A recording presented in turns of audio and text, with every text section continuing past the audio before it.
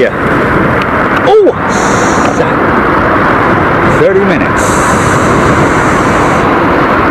Okay, let's just have a little look and see what we've got coming in. Bless you, blimey, all right. Who's he? Where's he going? He's coming in, isn't he? He's in the hole from Shanghai, China Eastern. Good afternoon, everybody. Good evening, actually, I should say. Little bit blustery, nice and calm, warmish conditions, I've got to say. Warmer than it was yesterday. It got really cold in the afternoon, but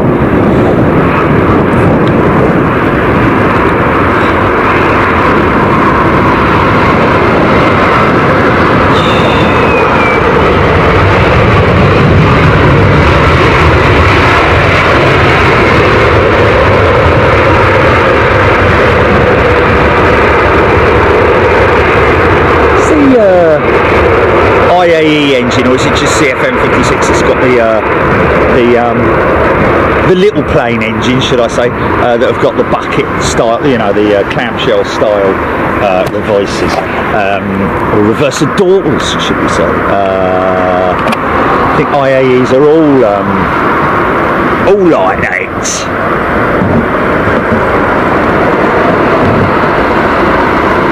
Oh, hello.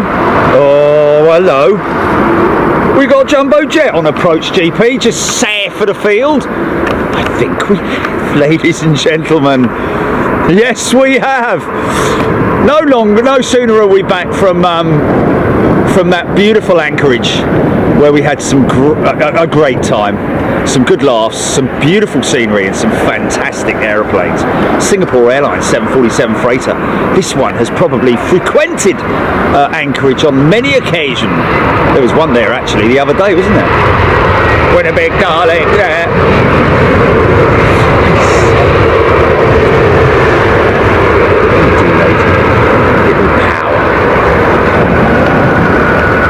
SAS. He's probably going straight in there.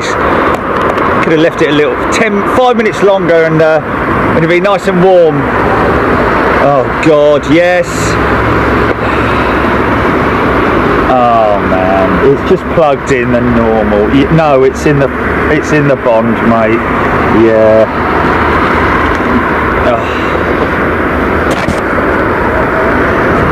Oh, for crying out loud. Let me turn the other mic on, mate. Let me turn the other mic on. Gotta do a mic check, man. Flip it. I'll turn that mic off and let me just turn this mic off on. Right, see whether it makes any difference. Just see whether it makes any difference or not, man.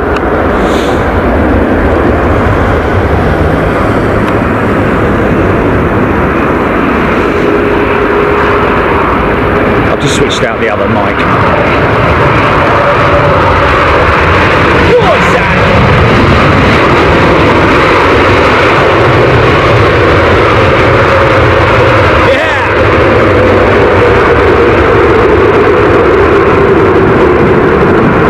Say that's a skilled pilot, because it must take, you know, a certain amount of skill to control the front end in terms of the nose coming down, elevators, and also standing on the reversers as well at the same time, and braking. Obviously, if it's auto braking, it makes it a lot easier, I guess.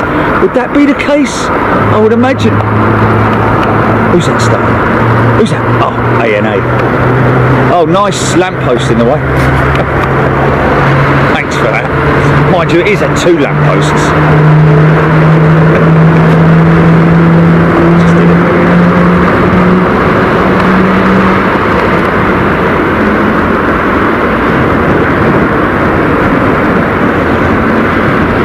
Just passed over Royal Tunbridge Wells. Singapore Airlines SQ7396. Looking at it on flight radar, arriving 9 minutes, ladies and gentlemen, 9 minutes. But mind you, I don't know about that. She's gone into another hold. That's the big-in hold, isn't it? Isn't that in the big-in hold? I think I'm right. All right, Janine, in the big-in. Oh, well, it is directly so. Well, it's to the left. Sorry, to the right. 747, Singapore 747.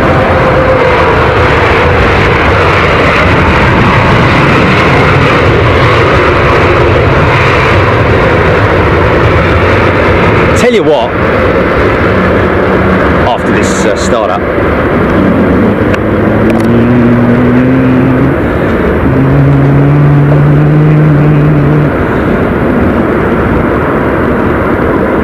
live and uninterrupted from London Heathrow. Welcome everybody, hope you're doing well wherever you are in the world, whatever part of the world you are in. A very happy day to you.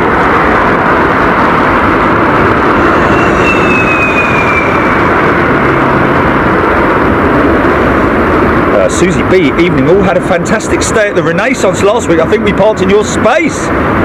Would definitely recommend, yes of course, a fantastic place to come folks.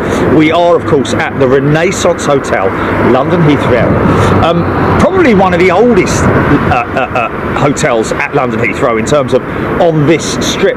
Right where I'm standing, almost where I'm standing here, maybe a little bit to my right, is where the original terminal, and I won't say buildings because they were like temporary structures, they were you know, like tents, like big what do you call them, marquees almost. Is this flying big? Swiss. Helvetic, yeah. I've flown on this. Profit Hunter. What's that stand?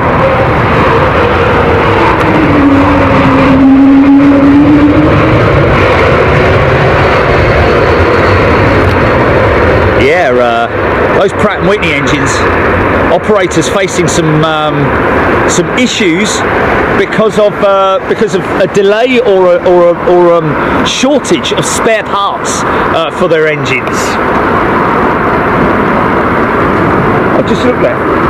It's either KLM Embraer or it's no, I think it is LA girl Matt and family Adams flight back. Yes, interesting. I flew on American, which I was not planning to do, but as they're part of the One World group, flew back on one of their old 777-200s. It was an ER, wasn't it?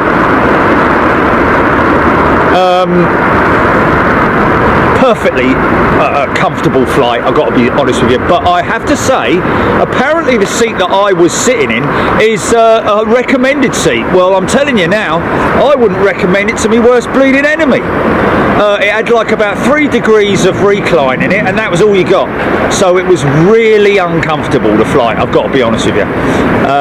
But there you go, it is what it is. I just don't understand it. Oh, and I did try the other seat, by the way, but no, to no avail. Yeah, just 3 degrees of recline, so it was almost like sitting up, bolt up, and it was, you know, wasn't very comfortable. It was at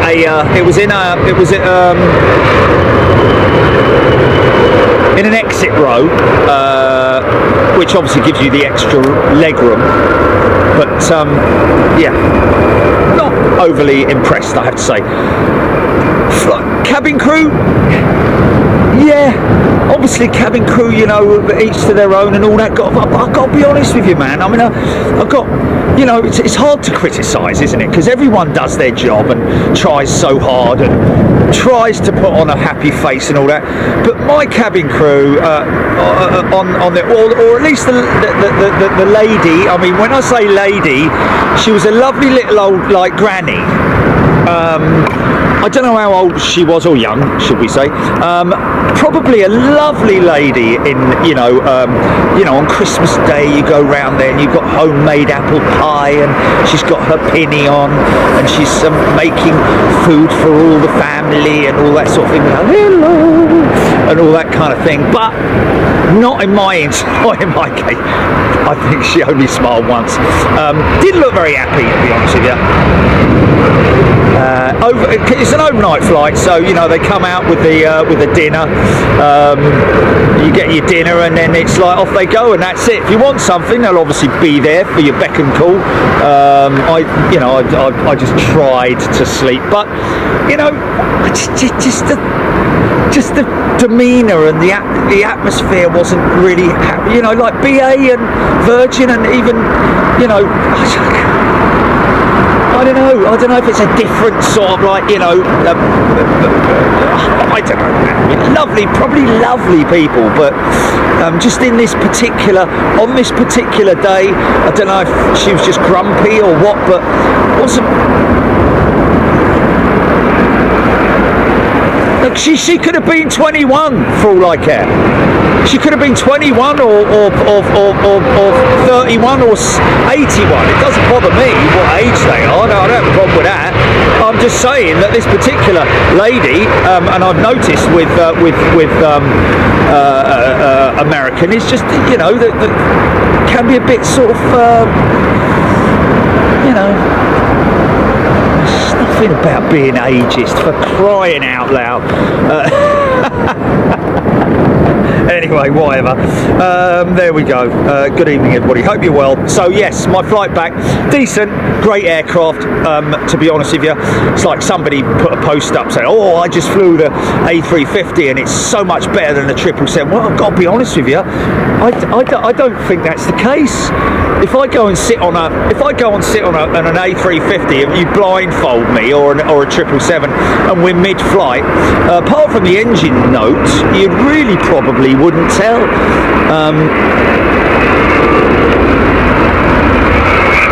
777's got slightly sort of like. What, mate? Open it up. Don't be shy. Yeah, 777's got slightly more a quieter winding mechanisms on the flaps when the flaps are being extended, whereas the A350, the Airbus is like,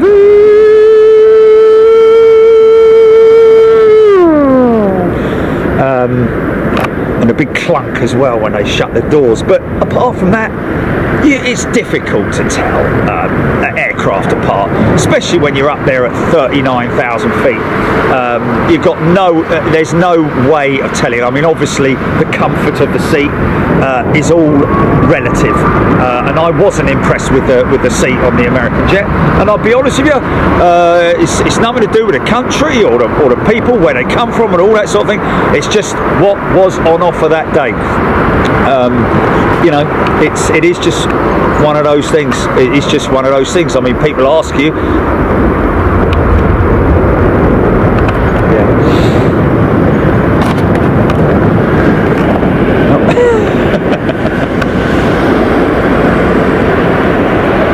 Okay, we're trying to get that jumbo. Where is he at the moment? Is he out of the hold actually at 747? Am I going to see him pulling in on the back of the stack? Glide slow. Travelling at around about 180, 190 mile an hour right now on approach.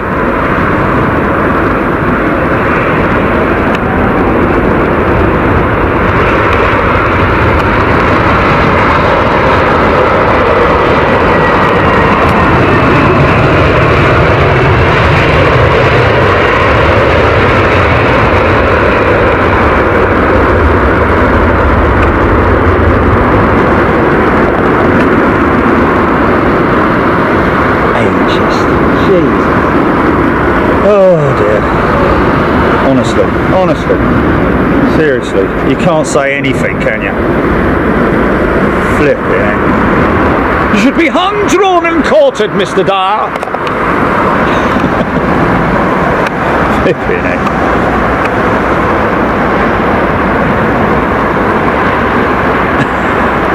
Jeez. That is fun. I've got to be honest with you.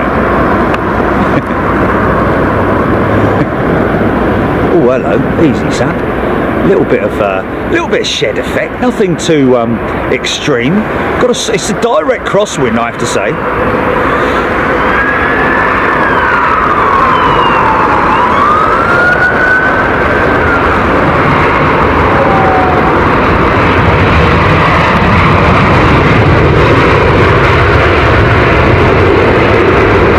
So yeah, we'll have to see. Ooh, nice, the unmarked. Well,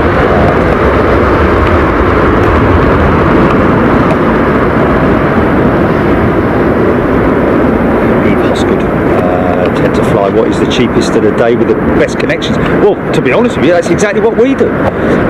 We always go for the cheapest with the best connections, best, most convenient. So it's always a little bit difficult because of our schedule, the fact that we're sort of like, we're only there for a few days. It's always a little bit difficult planning. But yeah, came through Seattle, went through Seattle on the way out and on the way back, and great experience at Seattle. SeaTac. I'll tell you what, let me just get this one. Here we go, pull this up, get it down, get it down. Yeah!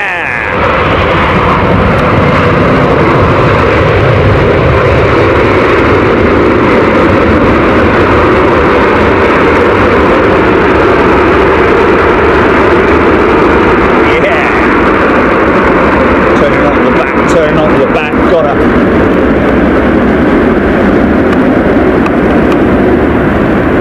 Oh, look at that, man, look at that. Whoa. Yeah, SeaTac. If you get a chance to travel through SeaTac and you are, what's that big thing there that's, wow, look at that Dreamliner making its way to the glide slope. Don't do this to me, man. Don't do this to me. Come on, keep it clean, keep it clean. Come on, son. There we go. Yeah, it's a great viewing area. There's a little bit of a barrier in front, which is kind of like, why have you put that there? Right in the. I found that airports tend to do that a lot. The people who design it maybe don't think about the fact that people are sitting down and that big bar is going to be right in people's eye line. But there you go. What can you do? What can you say? Too late, too little, too late. It's been done, designed, built, installed, and you're done for. It's a bit like Toulouse. Toulouse has got this. It looks lovely. All this wood, all this beautiful wood with little sort of like coloured inserts and things like. It looks beautiful, but I tell you, it's a bleeding nightmare to look through if you're trying to look through the windows. However, I think they might have installed it because of the sun, because you get direct sun into there. But anyway, SeaTac, yes. I was Gates C. I think I was in Gates C, wasn't I, Julie? I think it was Gate C, whatever it was, blah, blah, blah. See, it's a little bit on here. It's a little bit chilly. It's worthy of the hood. Worthy of the hood. But yeah, SeaTac. An absolutely fantastic spotting location, and I think it's around about the 6,000 foot mark, maybe even a little bit further down, because they come hammering past. Got two runways there in alignment with each other, and if they're using the inside, the nearest runway, which to be honest with you, every time I've been there they seem to be doing that, they come absolutely hammering past you, and you really do get a good idea of just how fast they're going. Well, I mean, close to 180 mile an hour, maybe somewhere around about that, maybe a little bit less, but it is bleeding fast. It's one of those sort of like where you those positions where you get to actually see how fast they're travelling now. Right now they look like they're floating, but it's still doing 160 mile an hour, something like that, 120 knots, between 120 and 140, I think that is about 150, 60 mile an hour, something like that.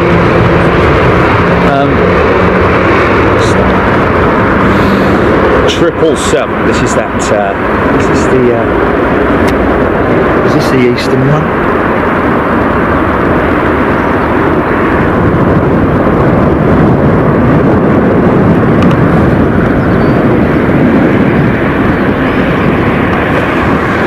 So as you can see, runway 27 right, lucky enough that they've switched operations.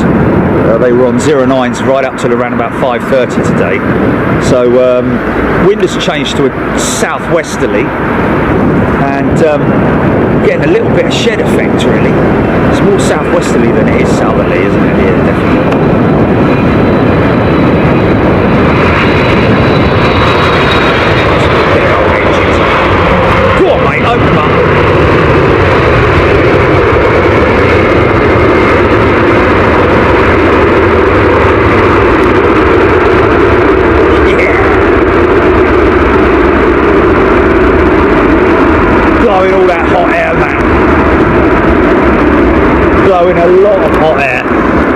like me. 747. Singapore Airlines. This is a pure freighter, ladies and gentlemen. Something that we saw. And by the way, this Friday, folks, tomorrow, for all premium members, we will be releasing last Friday. We weren't planning to do a show last Friday, but we were just planning to do a test. But fortunately for all our first class and super class members, we actually carried out a long-term test. Went on for like 4 hours, 5 hours, something like that. Yeah. But we will be release the hounds tomorrow, folks. So look out for that as a notification on your notifications on your app, which should be working now. Don't know, is it or isn't it? Look at that wings flexing, man. Isn't it beautiful, man? Jumbo jet. Beautiful. She's beautiful. Look at that nice clean bird. Yeah.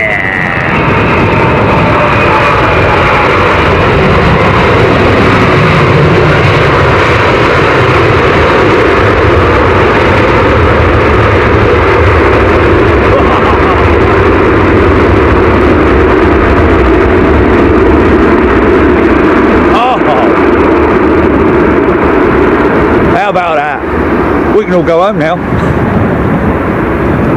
That is insane. Wow. I was thinking that I needed my jumbo fix, and there it is. But wow, we overdosed on jumbos at and when I came back, can I just say this, Jilly, hold on. When I came back, Jilly came to pick me up. Literally, as I opened the door, Singapore Slinger did a go around on 09 right. 09 left, sorry. Unbelievable, mate. The Singapore Slinger, and it was a late go around as well. What was that? What was in station? What was in station? Oh my God, it wasn't, was it? Oh, are you serious? Oh. We missed it again. It's always going to be a weekday that it's going to go in there, isn't it, anyway?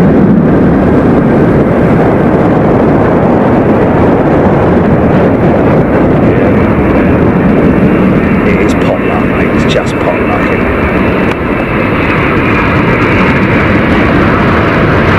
it? Yeah!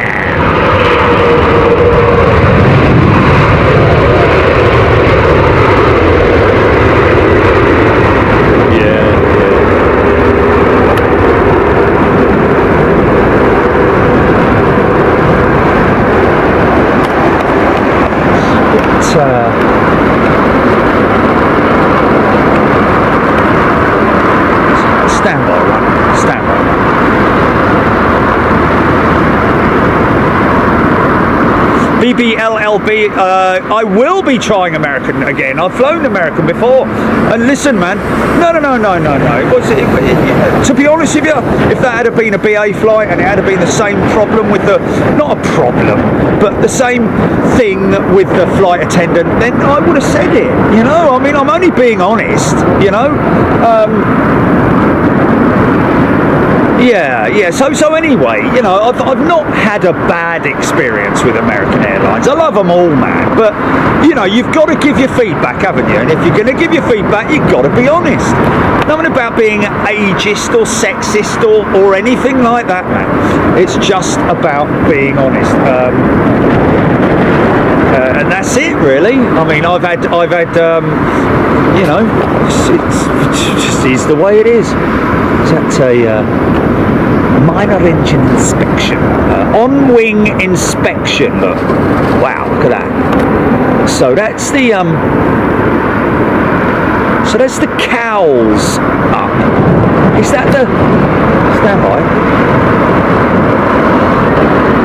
I think that is the yeah. That's their inspection panels on the rear cowl, isn't it?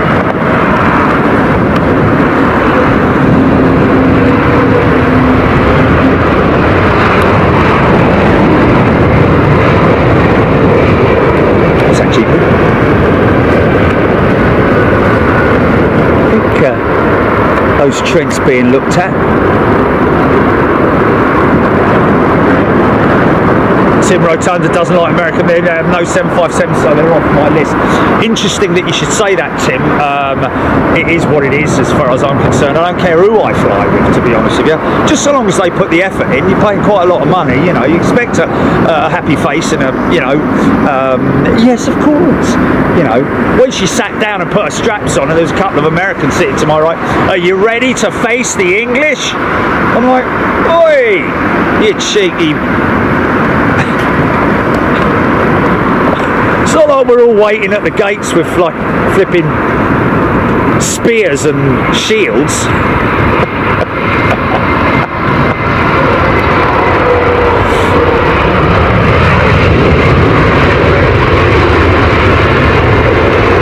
Okay.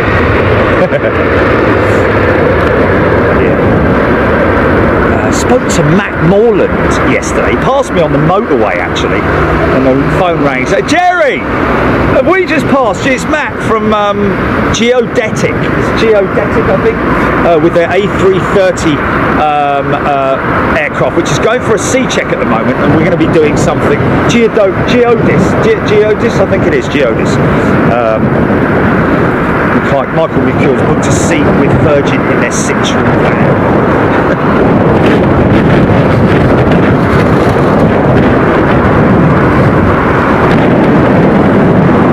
Okay, so yeah, I think yes, that's right. Gilly actually pointed out to the app creator developers.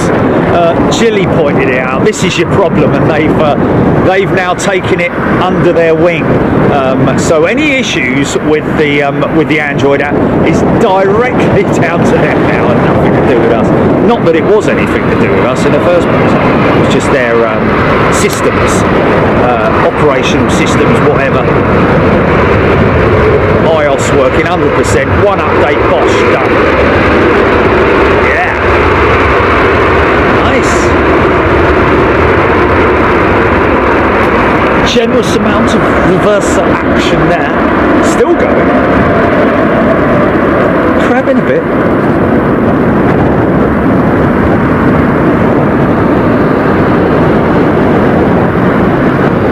Stuart Watson, been ages since I've received on my Samsung. Well, there we go. I've just explained that, Stuart.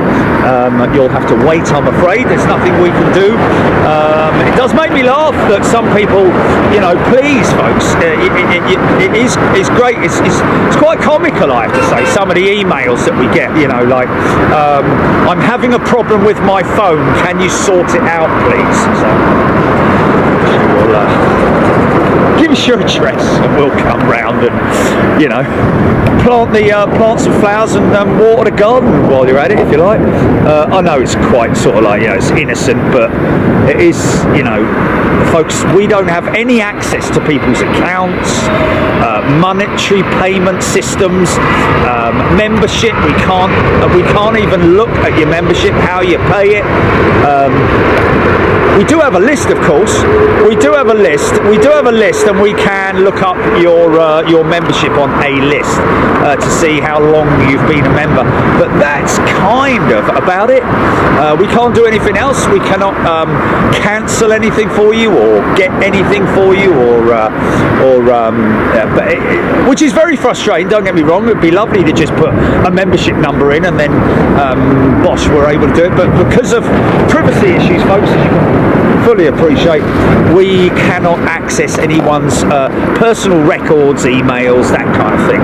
So, but yeah, we try all we can, and Gilly does help a tremendous amount of people who do have problems from time to time, and it is a kind of technical channel in terms of, you know,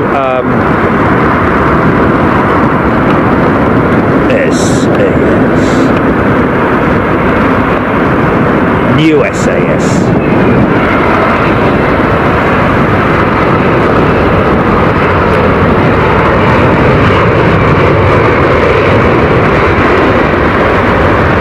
So yeah, I reckon overall, all in all, from door to door, from my hotel in Anchorage to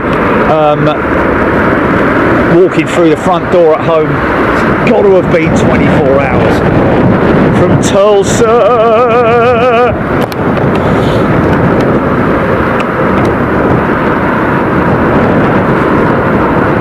But the inner bit's coming off the cowl, Rusty T. We're talking about that. Yeah, it's not the you got the slider door is the bit aft, you know, at the bit at the back. But those doors are most definitely below the cowl. Well, they appear to be. I'm sure there are some inspection panels below the cowl to allow them access, but. Yeah, you see, they are under the engine there, and those inspection doors are definitely part of that cowl. So obviously, just there'll be engineers from Rolls-Royce probably. Maybe it's because I'm a Londoner. Great if they sing that at the coronation, wouldn't it? But yeah, it could be sort of like just a flag's come up on the panel, you know, little pressure here, pressure there, under pressure, over pressure.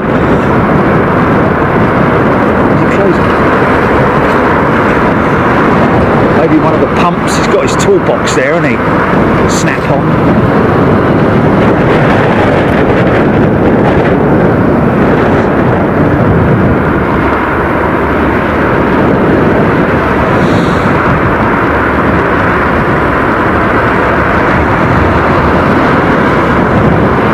Darren, you can do what you want.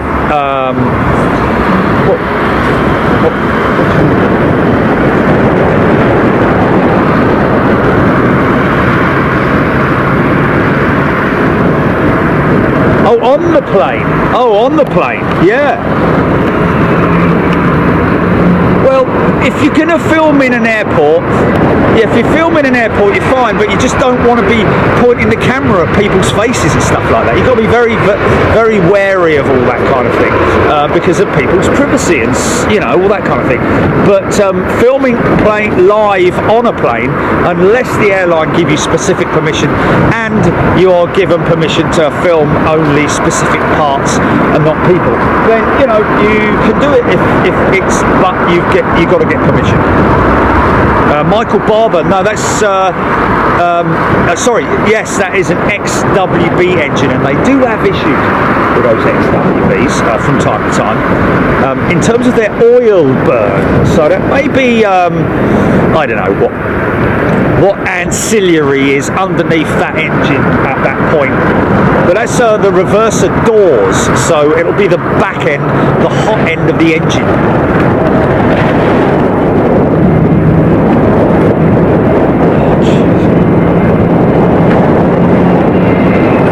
Yes, Chili.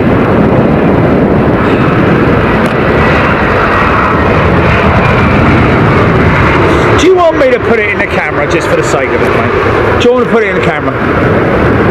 Okay, alright.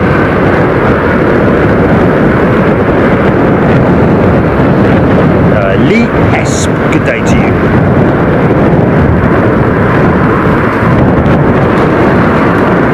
Adrian Thornhill.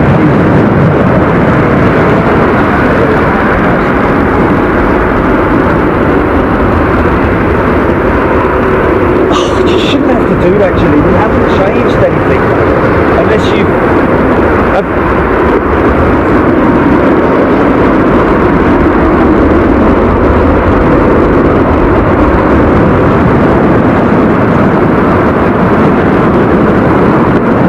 volume level is exactly the same as it's always been.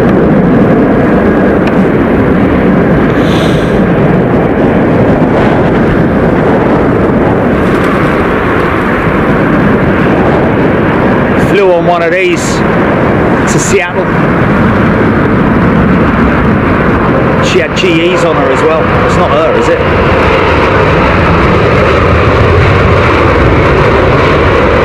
No, mine was India Charlie, I think it was, wasn't it? My 777.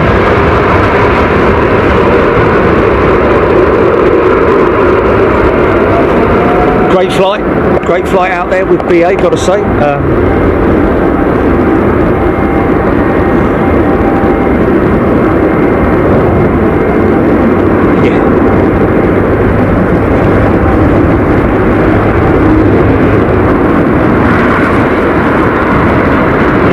Jammy 331, what's the weight and price of an engine?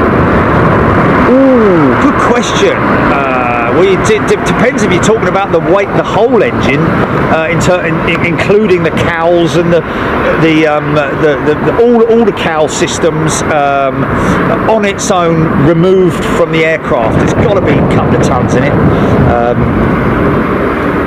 Maybe even more than that, I don't know. I mean, obviously, you know, they've got to keep these things lightweight. Very lightweight materials in there, titanium fan blades. The core of the engine is relatively small. I think, to be honest with you, it's probably the cowls that are the heaviest part of the whole system. But in terms of money, they don't actually, I mean, they do cost, it's probably in the millions, I'd imagine. Maybe 20 million or something for an engine, or so, I don't know. But these engines are not something that the airlines buy. They actually lease them from the aircraft, from the engine manufacturers. That's how the engine manufacturers actually make their money at the end of the day.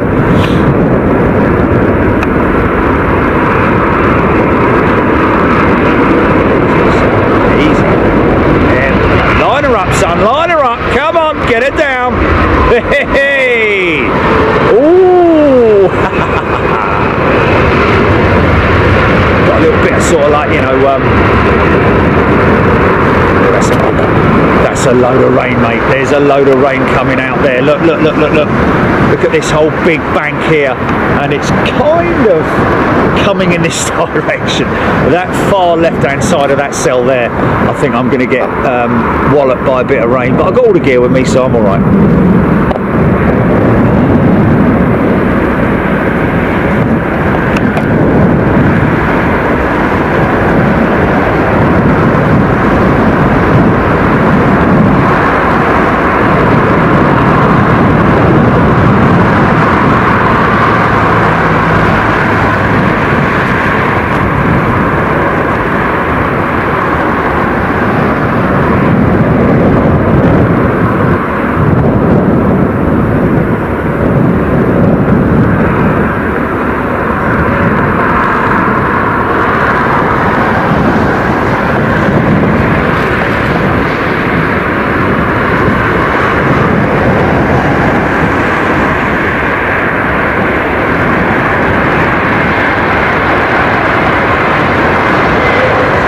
Almost like a thermal underneath the aircraft. I'm going to see if I can track this 380. Looks like he's westbound, possibly San Fran or something like that. Cloud's quite high, definitely in the late thousands, I would have thought. Let's see if we can get a little it's going to be a long time before that thing reaches any cloud bank. Just let him go, let him go, let him go. Pop.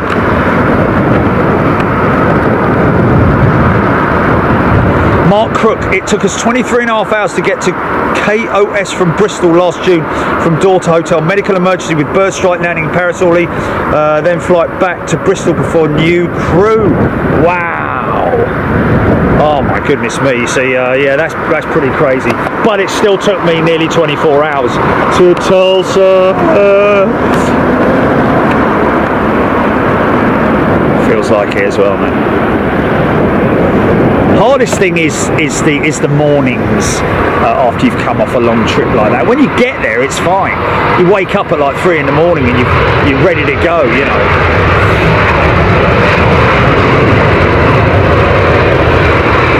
But then you're bleeding awake all day and working like a trooper, and then you try to go to sleep, but you kind of get upset, and then you start getting into sort of like, you know, oh, now I can sleep till like 5, 6 o'clock, something like that, and next thing you know is it's like, and then you get back and you've got to readjust all again. 200 degrees, 14 knots, O'Malley's saying.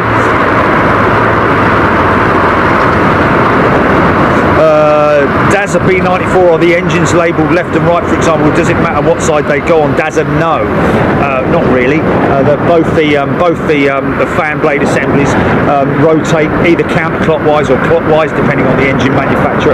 I think that Rolls-Royce's counter is anti-clockwise, whereas General Electric and Pratt & Whitney maybe are clockwise, or is it the other way round? Oh, I don't know.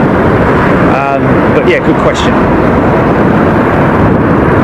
There is an aircraft where they are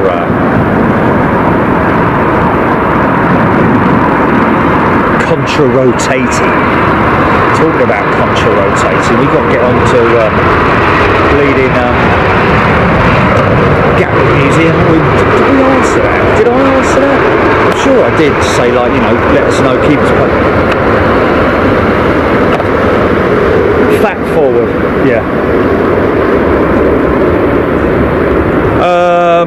Conlan Gerard Colaco is a new member. Welcome, Conlan. Come in and tell us where you're from if you want, that is, and just get involved in the chat if you want to. You don't have to, of course, and ask any question you want. Any question, obviously aviation related, and I will try my very best to answer. Lord Geeker, that was the 380 we flew back from IAD on Monday. There we go. V1. I am the one and only. Isn't that funny? We saw Eva at Anchorage as well.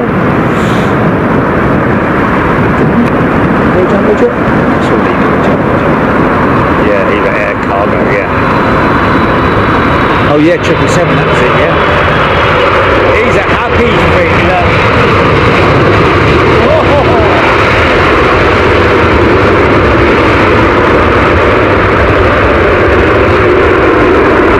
Yeah.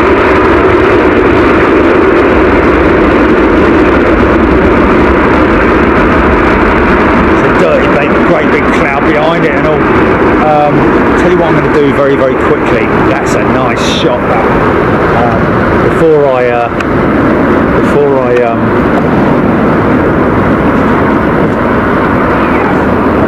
choose something. Bev Charles, Jerry, is at the side of a runway, the busy road, there's going to be some noise, plus it's windy, relax and enjoy.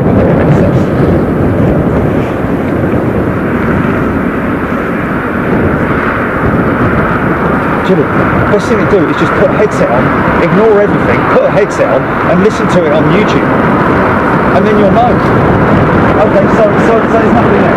No, there's nothing there. Okay, well, there you go. So it can't go on for the next couple of hours going on about sound. See, but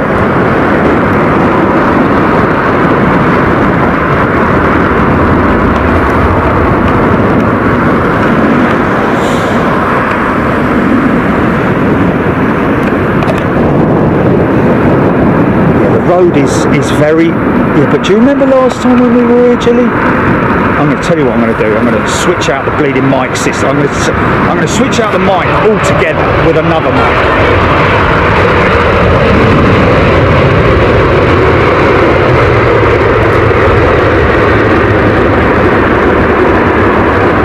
There's nothing more annoying, man, than, you know, but at the same time, you've got to get it right. It's got to be right.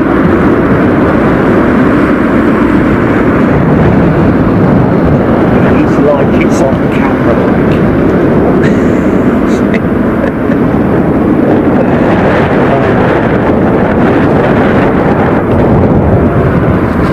Are you sure you've got it on thingamajig, Jilly? Are you sure you've got it on blah blah? No, I'm saying, are you sure you've got it on the right one at your end? Okay, all right.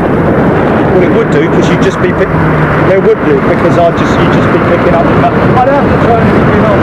I don't have to turn anything on. I don't have to turn anything on if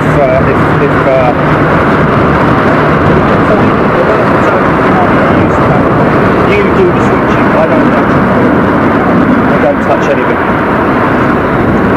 Yeah, but you remember last time when this whole started and it kind of like interfered with the show. You remember last time, and we did switch it out, and then it changed. It completely changed. So there we are. I've just changed the mic. I've just changed the mic. Let's see how good that is, or how indifferent that is, or whatever it is. I've changed the mic.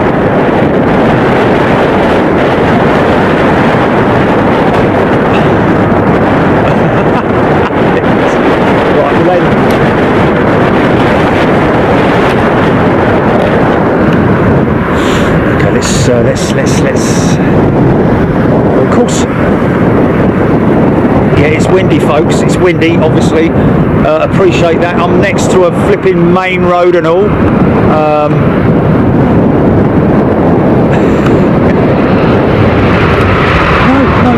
Wait until you hear. Wait until you hear, because I've just switched the mics out. So let's just see if there's any difference.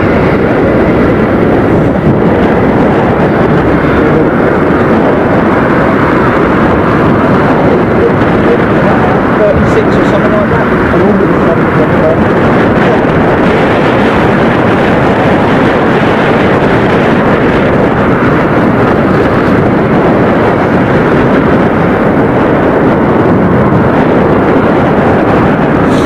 Tobias, good day to you. Tobias, just as an update, mate, I haven't received your self-addressed envelope for your sticker yet, so I don't know where it is, mate. And also, anybody sending, you've got to send a self-addressed envelope, folks, because I never go to the post office.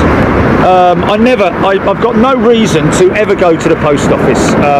So, you know, for a free sticker, which costs us like about £1.80 anyway, please make sure you include the self-addressed envelope, regardless of whether you are here or in anywhere around the world. I will send a sticker anywhere around the world. It is not a problem. You've just got to do your bit by sending a self-addressed envelope to the PO box, which is on the app. Just scroll down where it says free sticker. I can feel the winds picking up, man, and I can see rain falling, and then there are clouds over there. Sally Craig.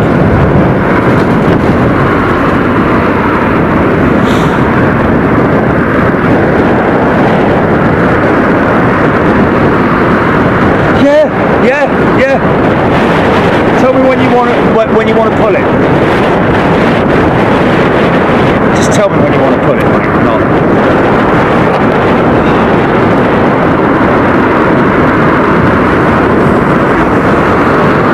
Bruce McDonald, yes, it's still a stamped self-addressed envelope. Sorry, my apologies, yeah. A stamped self-addressed envelope. Prepaid, if you see what I mean.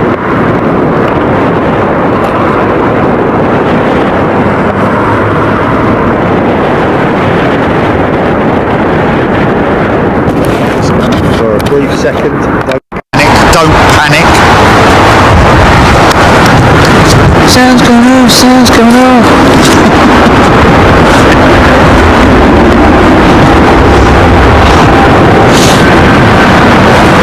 I've done it.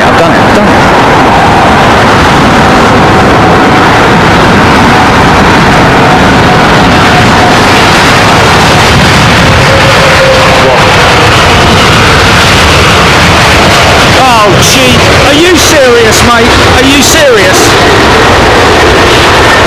It was plugged into the encoder. So are you telling me that it was a camera mic? Switch it back, mate. Switch it back. I pulled the mic out. I asked you, man. I asked you. Okay. I've switched it back to the. I've switched it back. Just switch it back. Switch it to analog, because you're telling me that it was on the camera mic.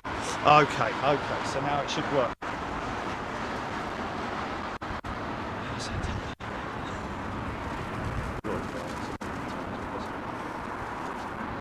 Can we get a show on the road here rather than, you know, have an audio session?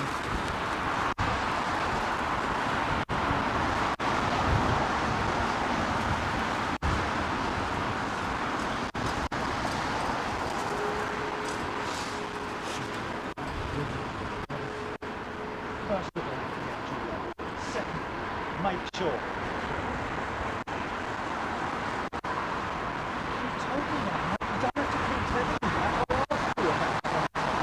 Are you sure? And it was like, no. No, the camera mic, as in the camera mic, not a plugged-in camera mic.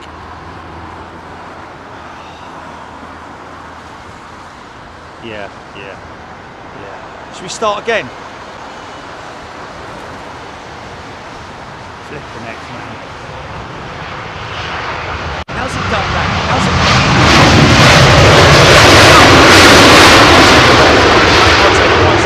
Because we didn't do it because it was probably on that when we last did a show on this Bond.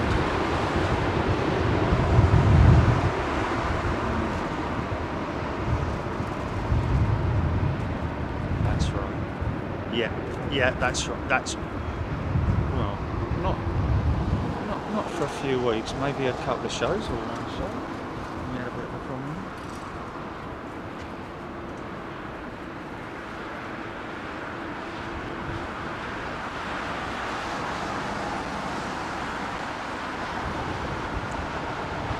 Paul Trapiel. So the thrust reversals. Yes. What were we talking about? I've lost me way. I'm all looking and whatever.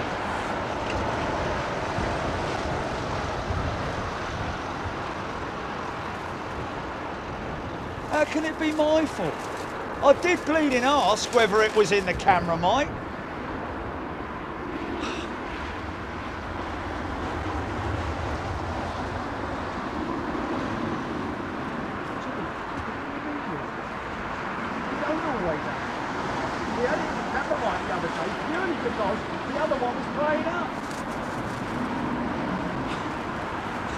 We don't always have it in the camera mic.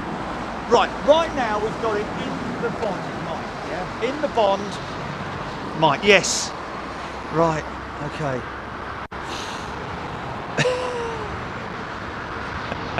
Flipping heck. I did say, are you sure it's not on the camera mic? Someone even said on there, he's got the camera mic plugged in, hasn't he? So it was like blatantly obvious.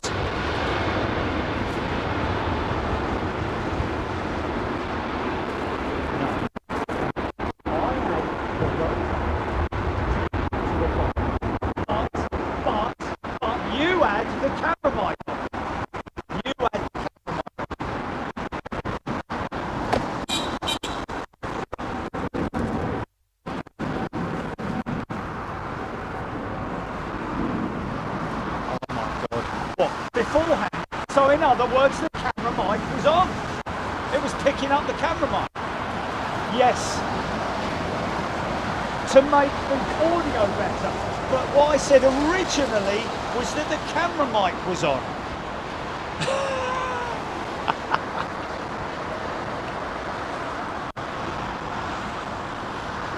Moon River, wider than a smile,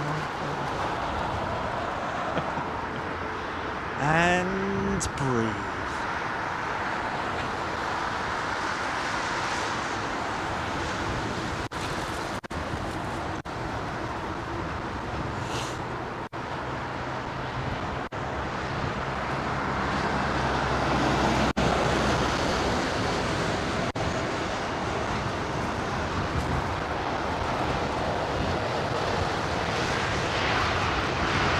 Well, at the moment, it's fine, isn't it? The Bond. We're running the Bond.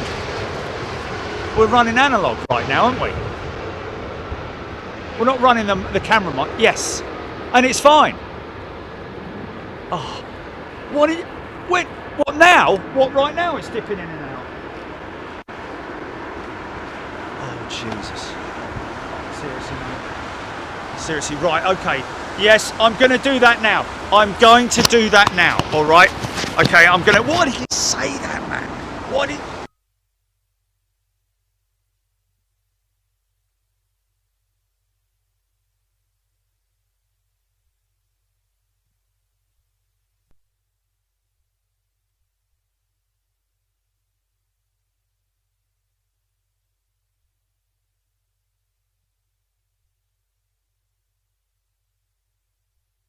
course, yeah. And that has not yet been cured by pterodactyl. Yes, right.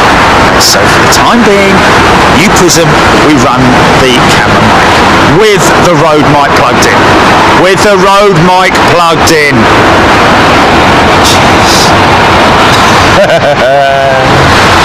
Flipping heck, man. Right, and now that should be perfect. That should be perfect, folks.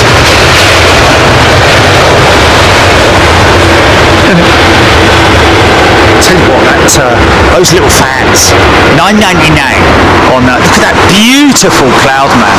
That, ladies and gentlemen, is a cumulonimbus, and that will rip the wings off an A380 if it wants to. Quite easily if you fly right through the middle of it. Some beautiful cloud formations coming up from the south, or from the southwest. Gabrielle Gilman Menage, what a lovely name. Gabrielle, a very warm welcome to Big Jet TV, or Big Argue TV. Is this the right one for an argument? Do you want half hour or the full hour? Oh, just the half hour. Oh, Julie, it's worse. Oh, I'm just hearing it's worse. I'm just hearing it's worse. Yeah, honestly, mate. I mean, that can't be.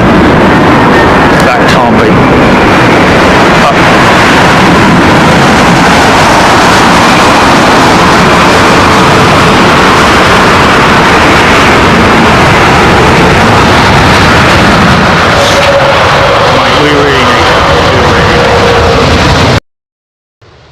Drop it down, man. It's obviously it's overpowering, and it's distorting is what it is. It must be distorting.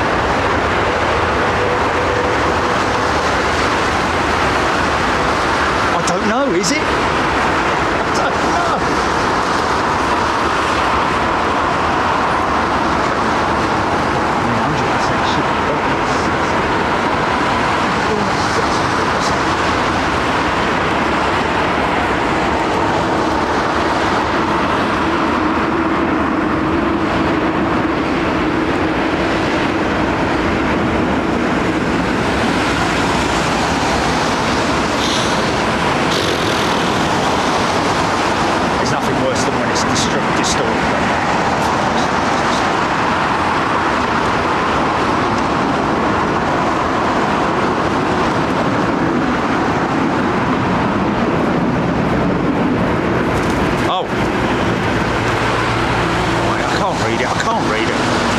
Much better now, absolutely brilliant. Too distorted. Oh yeah. Some people are behind. Let's leave it for a few minutes here.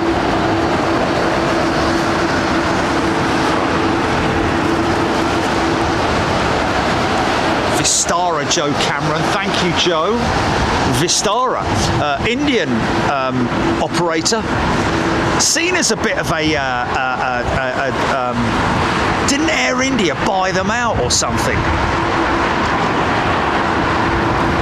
And of course you got Indigo as well. Indigo now operating ex Air India 747-400s.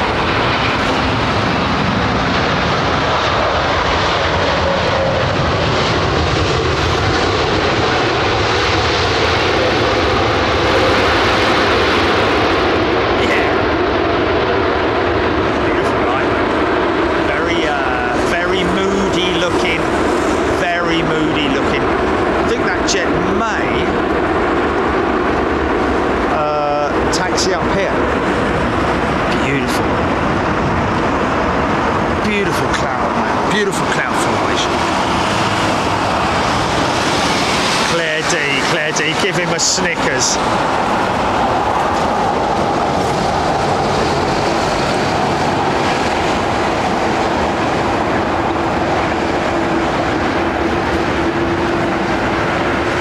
Tobias, if listen, I haven't received your self-addressed, stamped self-addressed envelope.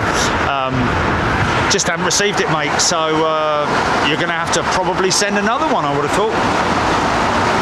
Jeffrey Phillips, Vietnam Airlines coming back to, as in coming back from its original departure, or coming back to somewhere else, or have I missed something there?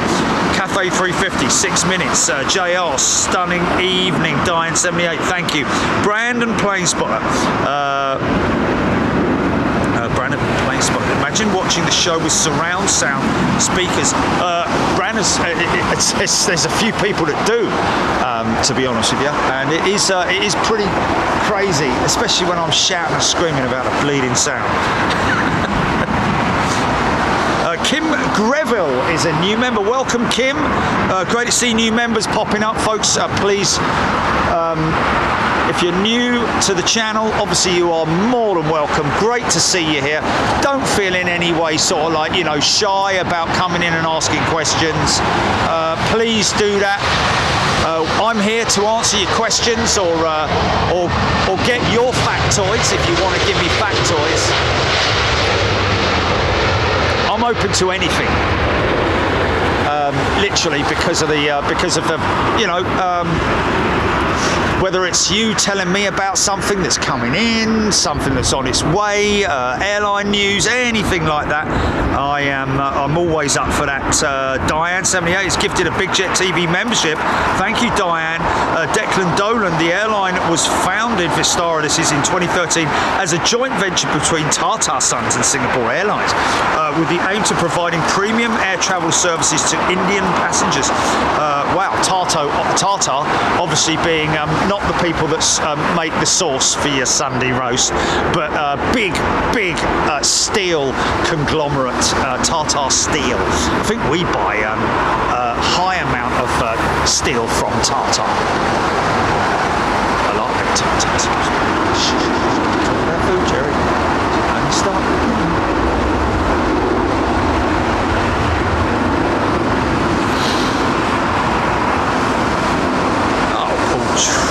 Yeah, thank you, Paul.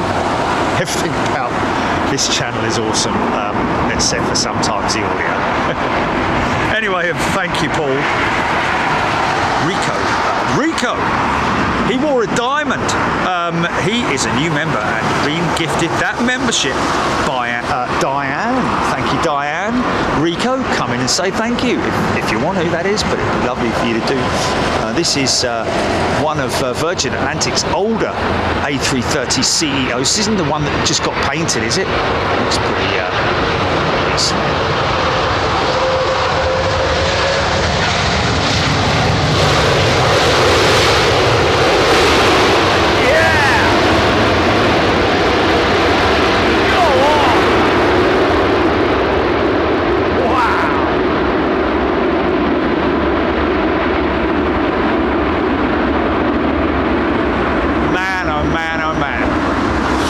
Tell you what, if we get a bit of rain and you see those reversers in action like that in the wet, it is a thing to behold.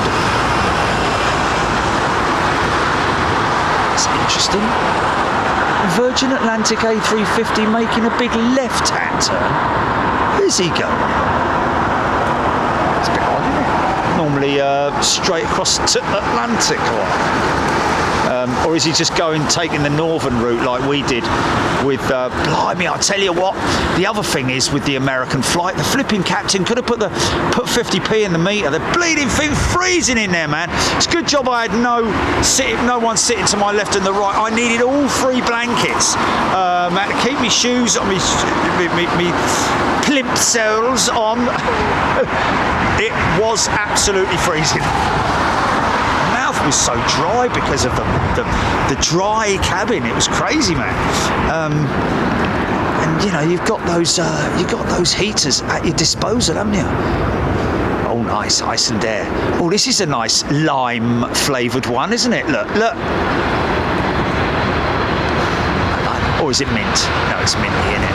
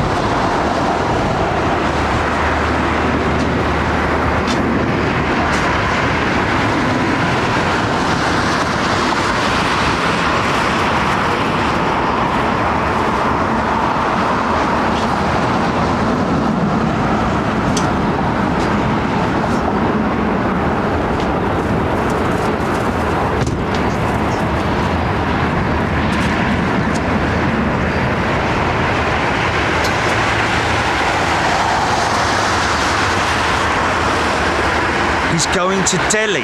Oh, it's Shadow. He's going to Delhi. Okay, thank you for that. Makes perfect sense, doesn't it?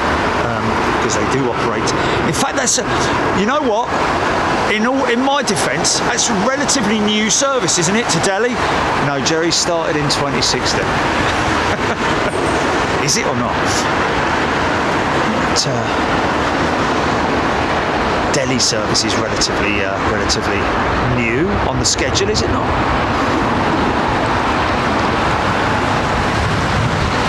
Easy sound bit.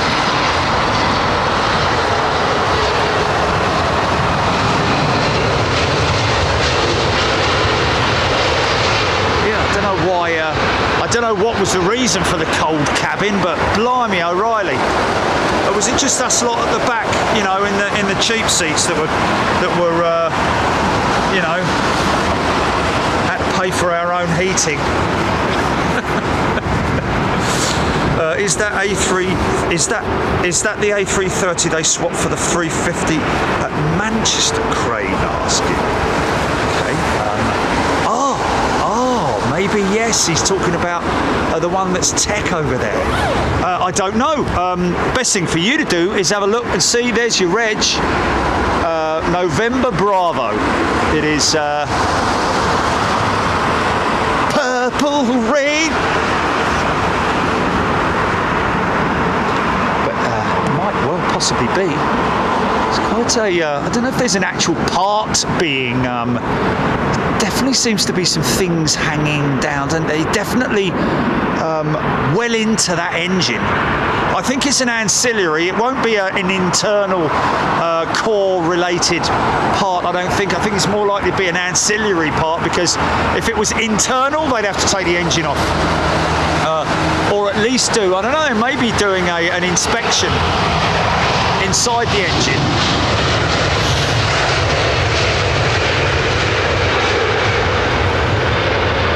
See the mast underneath there, the mast that the overflow mast or outlet mast, which hot water and steam and hot vapors and stuff like that come out of that mast. We see it when the aircraft is taxiing normally. Valves shut off when the aircraft when the power is set for takeoff. JR, does anyone know if the ops vehicles only ever drive around London Heathrow, and what sort of mileage they do they accumulate? It's a bit of an odd one. Well, the ops vehicles, they do come out of London Heathrow from time to time. There are different sections. In terms of mileage, God blimey, he's a happy 777, look. Whee! Look at me!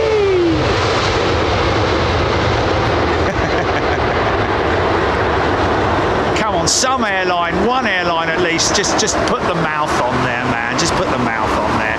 Make us all happy. That one time that Virgin Atlantic had a Dreamliner and they put some speed tape halfway around the nose cone, or the radome as it's known, and it looked just like a smile. It's actually on YouTube, that one. We posted it because it was so worthy. It was such a happy Dreamliner, man.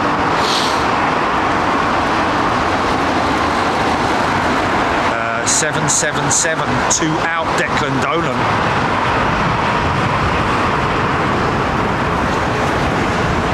Michael Roberts, question. Clearly the pilots are in contact with air traffic control throughout the flight, but can the airline themselves get in touch with the pilots en route, Michael? Yes. Normally by way of their messaging system. There's almost a text system on board the FMC, where they will send texts to their company if there's need for anything, especially spare parts, or if they have a technical issue. But generally, if there's a technical issue, they'll take that up with air traffic control along the route. But yes, good question. They do have the ability to contact the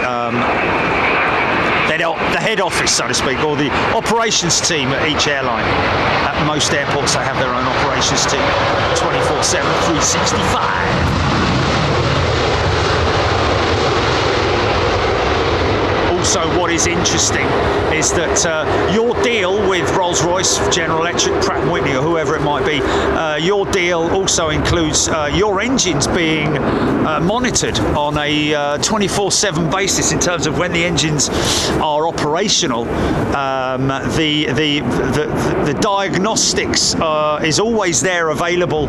So these guys at Virgin Atlantic will have probably already lovely Helvetic E-Jet pushing back there. The guys at Virgin Atlantic will have already spoken with Rolls-Royce. In fact, there's a good chance that Rolls-Royce may have, along with the pilots, of course, the Rolls-Royce may have picked that up or flagged it when there was when the issue happened.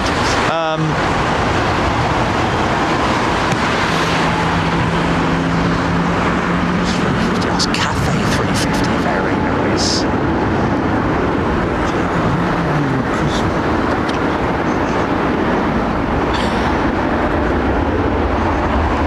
Is the audio good now? Okay. To 100%. Yeah, but that's what it should be. Oh, really? Oh.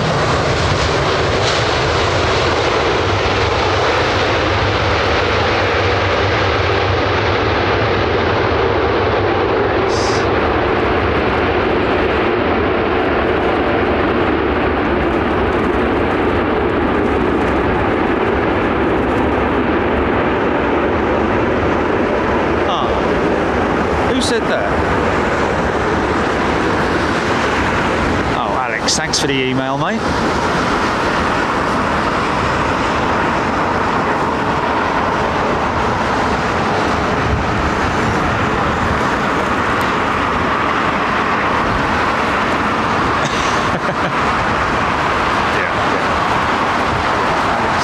Alex, you don't need to worry, mate. You don't need a TV license to view this, unless, of course, you know, you really want to delve into the whole you know, if you want to go deep into it, it's a very grey area.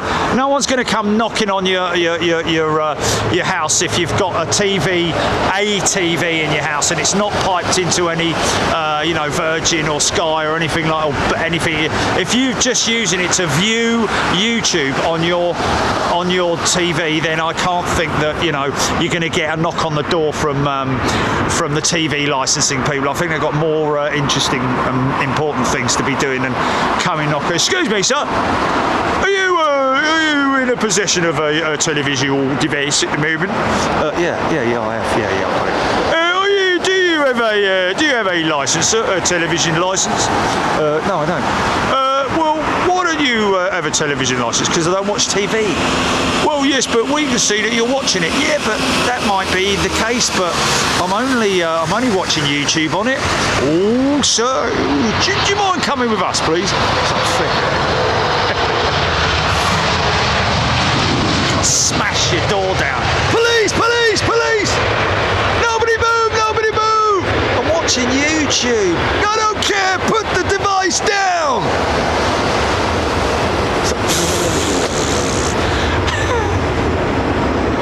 We'll set the dog on you.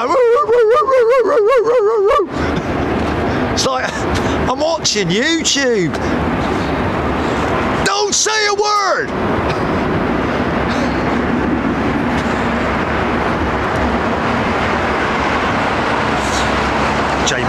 Cheeto 1903.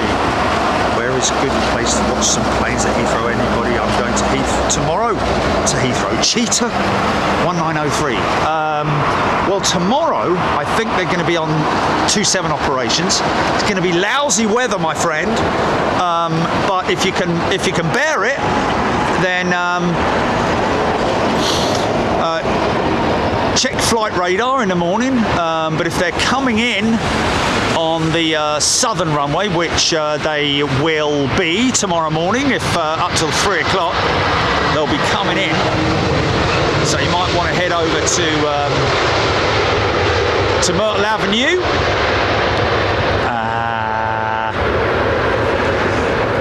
Alternative to that, you could come here and you could stand on that bank over there. Lovely place that people do come and relax on.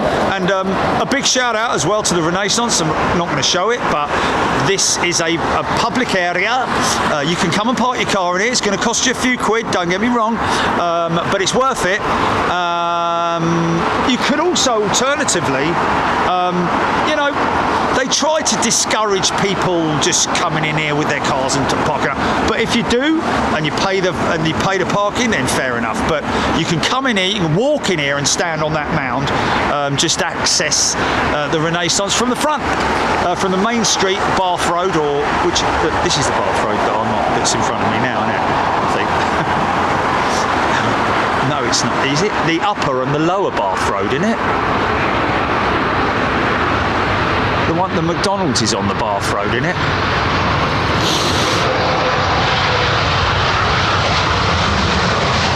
Double-sided road.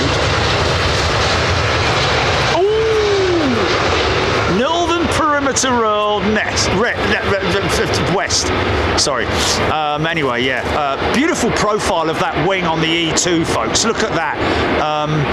The A220, as far as I'm concerned, that is the best wing of all single aisle jets.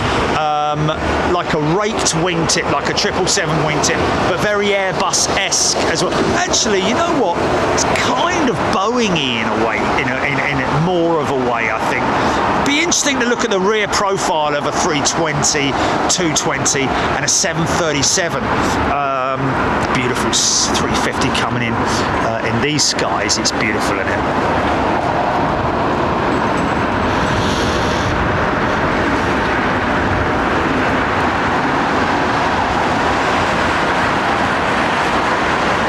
Quite oil burny, these Trent XWB engines. See the black plumes of smoke. You don't get that from many other aircraft other than 767s.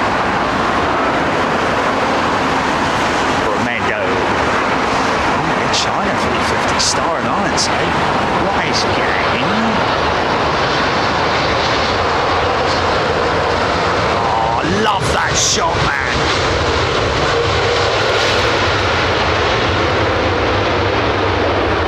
Love that shot when the weight of the aircraft is transferred down onto the main gear. Pretty awesome, pretty awesome.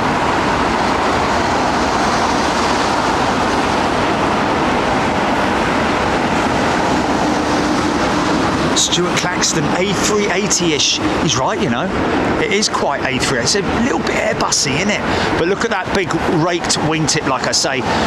Instead of having an upward turning wingtip, like the blended type that you see on the A350, on the Neos as well, although they've been out on the CEOs long before. Look at that old A330. I haven't seen one of them for a while, have we? With Air China.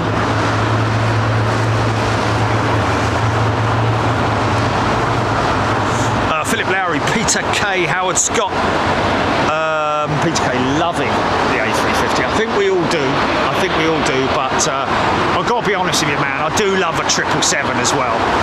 So it doesn't make me a Boeing man or an Airbus man or any type of a manufacturer. I love them all, but I do, the 777 and the 350 are proper good quality aeroplanes. And I mean, obviously the 787 1000. I like the 787 1000. And the A330neo, 747, Antonov AN 124. Anyway, EK5, 8 minutes.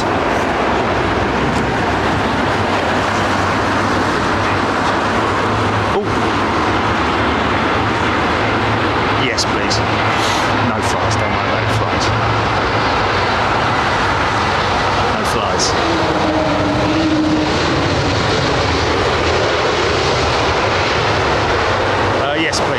if you as a premium member, folks, if you you'll have to wait till mind you, we can get.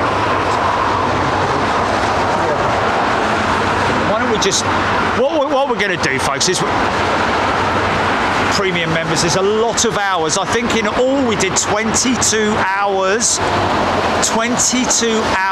in Anchorage, folks.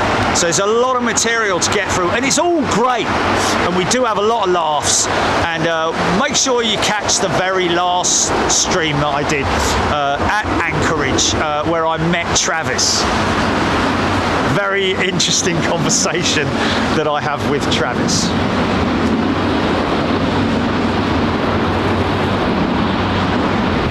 Tim Rotunda, yeah, 757. He's right, you know. I mean, in terms of the classics, I was thinking more on the newer stuff. But the 757, 767, I love them as well. You know, the A300, the old stuff in terms of the old aircraft that are flying. But yeah, 757, of course, man. You never forget that. And of course, those, you know.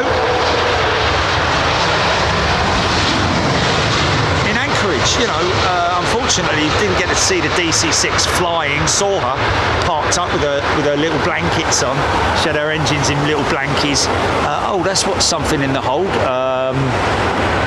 That looks like an A300, funny enough, with DHL. But the DC-9, man, I saw the DC-9 at a couple of times at. And the great thing is that we got some great angles at Anchorage as well. One of which was a spot that I was going to try last time I was there, but the snow was a bit deep, and I had a big excursion into the snow where I went in waist high.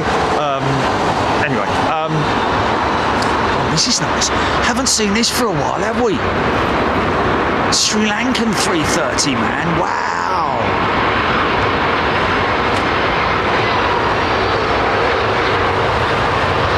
It's the reverses.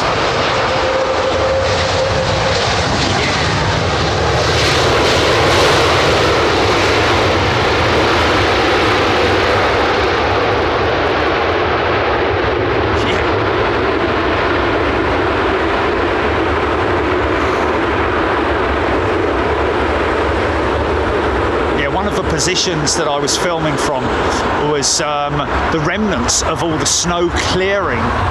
Massive, great big tabletop of snow, probably about the height of my van here, actually, and it was fantastic. It was like wow, and it got me right across, right on top, over the fence. It was brilliant, man.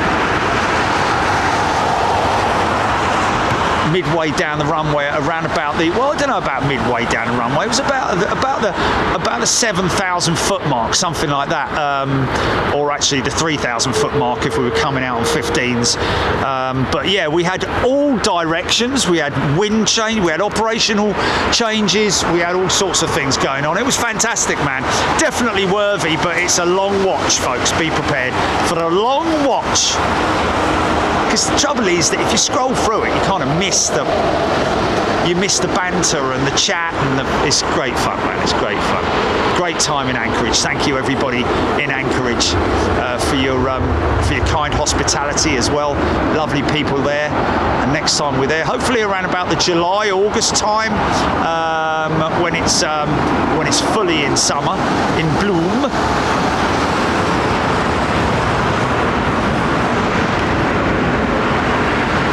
She's been crying. Have you been crying? Oh. Look, Julie's been crying. Eyeliner's running, look. Don't be sad.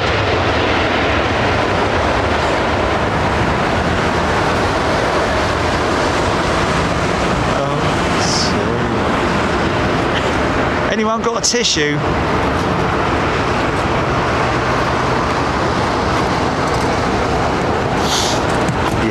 I did go waist deep, didn't I? I did go waist. All right. Oh, look, got mini rolls. Oh no, I thought you had mini rolls there. Oh, okay, chocolate fingers. That's what I get when I eat mini rolls, chocolate fingers. Anyway.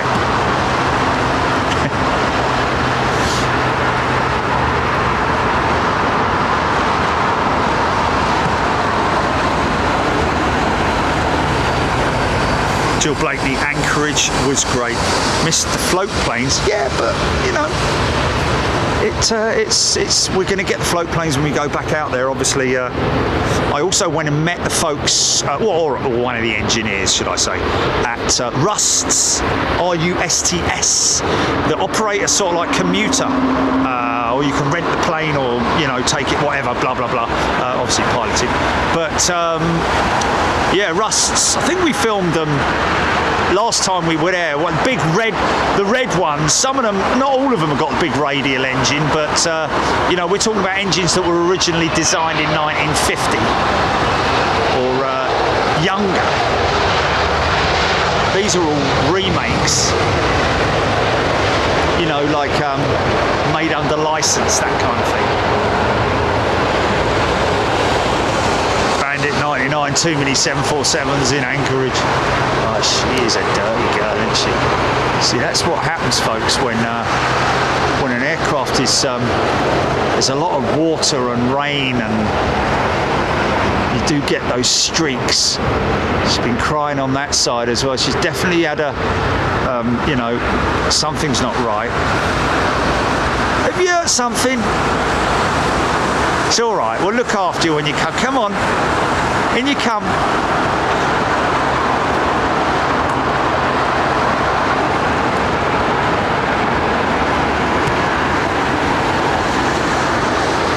Filthy, all those 747s, and the little DC-3, which is kind of not really a DC-3, but it is, if you see what I mean. Got a good shot of it on during the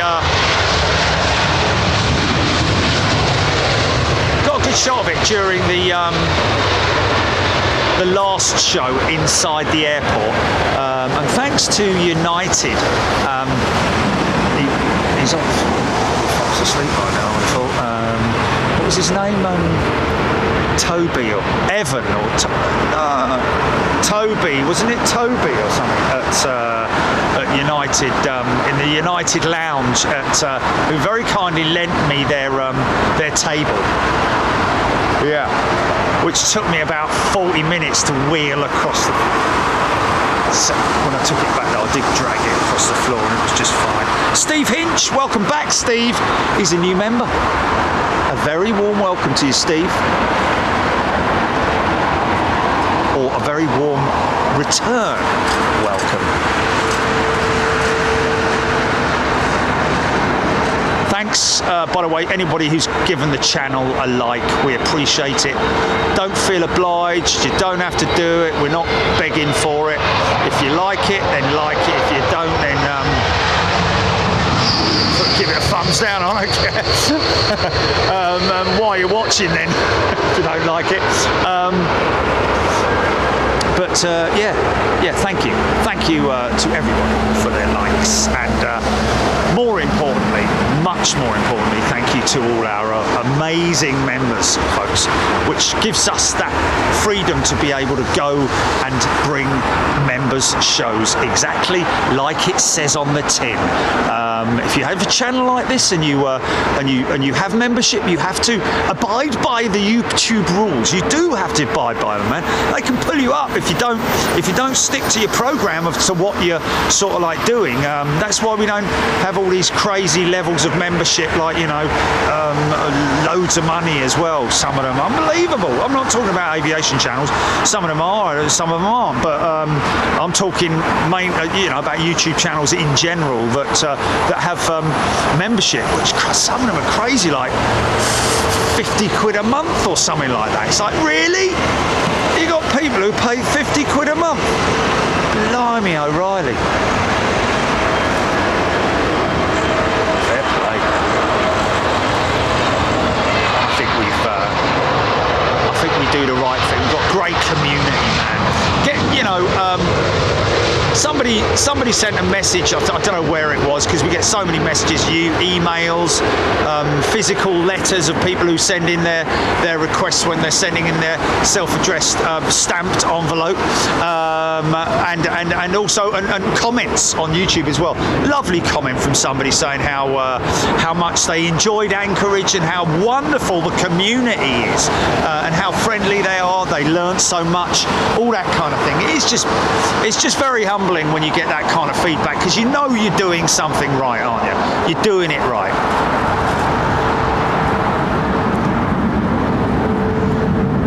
Now this is this looks like Trent 800 engines on this American 777. Look at that big undercarriage set, man. It's got to be 10 tons a side in it, or 5 tons a side, or something like that. Watch it sit, watch it sit. Yeah! Go on, son!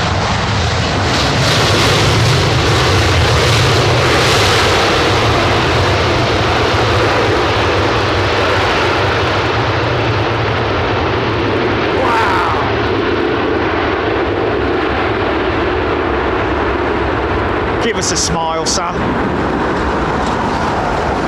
Yeah.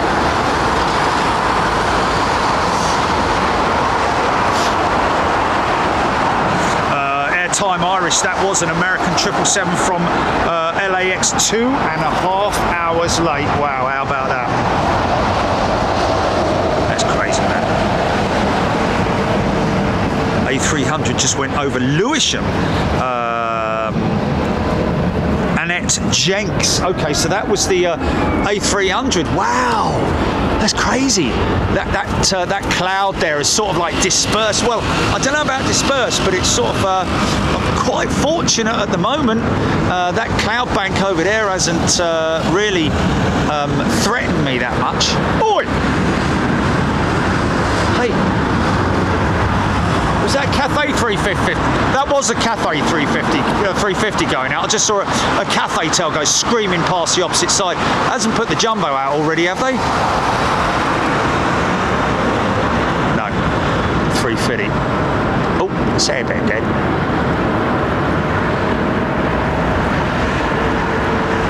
Beautiful, man. So serene. Look at that. Oh yes, sorry. It was a Singapore, wasn't it? Sorry. I saw so many Cathay 747 freighters in the... What's that on its own?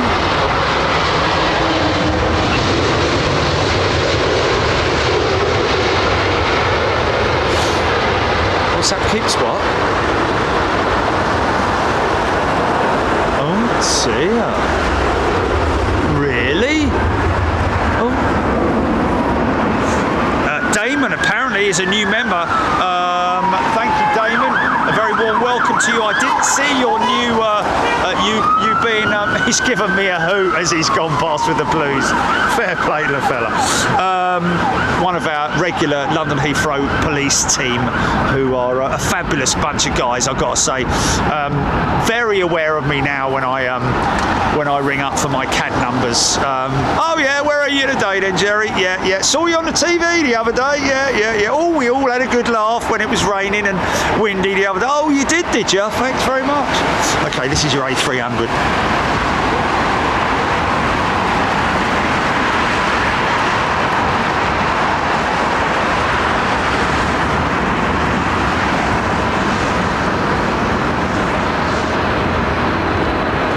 The only Airbus with flaperons. There's a factoid for you. Drop it. Yeah.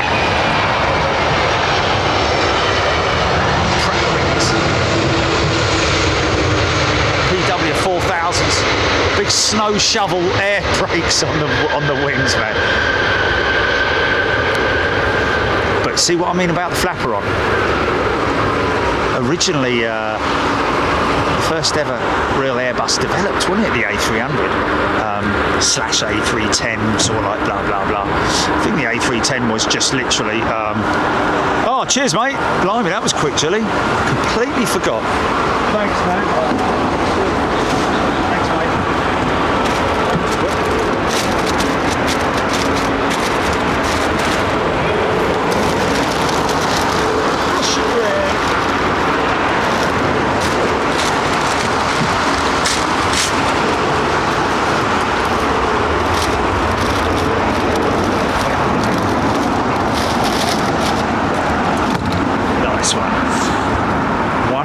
2 A300s from DHL. Stephen Billings, one of two as in, hey, is this one behind it? Is this one directly behind it? Because this looks kind of 300-ish. It bleeding is, look at that. When's the last time we saw double bubble A300 stacked up? Thank you, Stephen.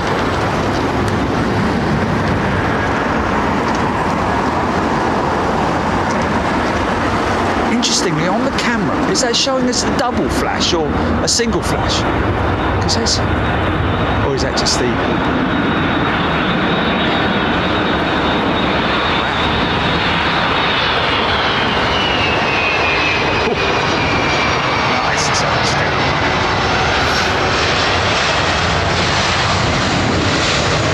Much smoother than your partner. Much smoother. Well, I don't know actually. Bit more of a smoky sort of like wallop, Boshy type landing, but a lot more sort of like a lot more finesse. Is the other one in shot? Or is he gone? I think he's gone, isn't he? No, there he is. There. Look at that. Look at that. Okay.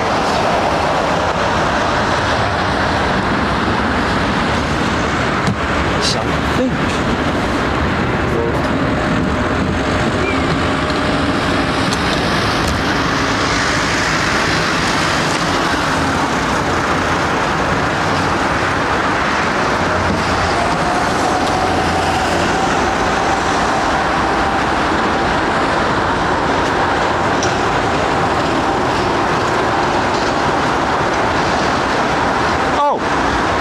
The American jet.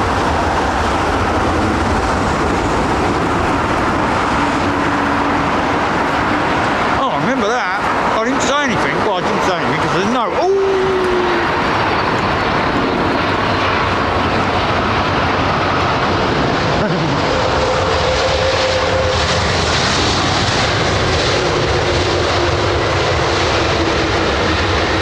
Awesome. Very D-rated, man. Very D-rated.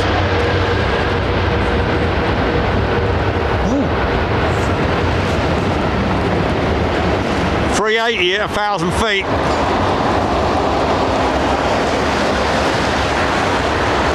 It'll take 5, isn't it?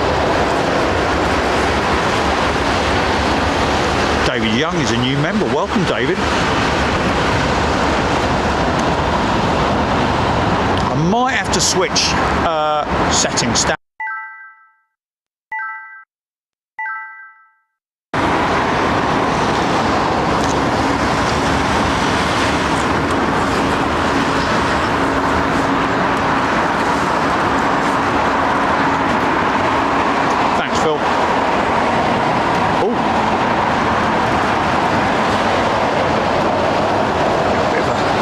Sooty speed up there.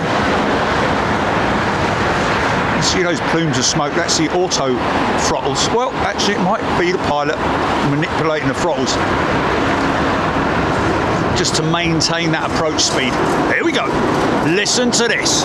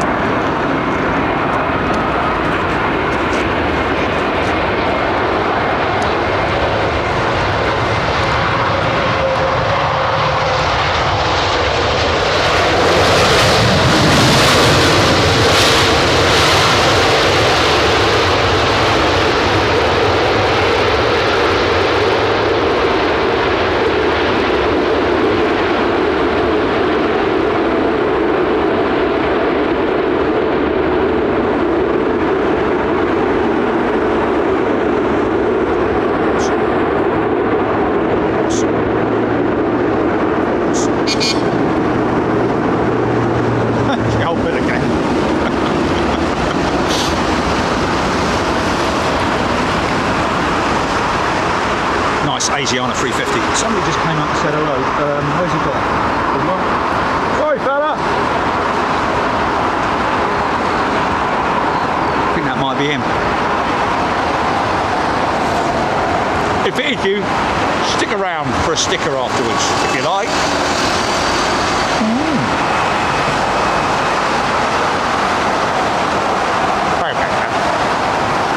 beautiful image.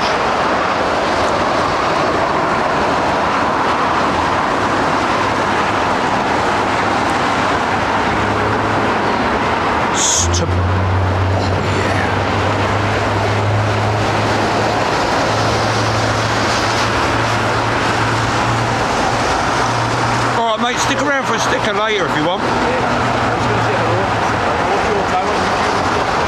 Cool man. Nice one mate.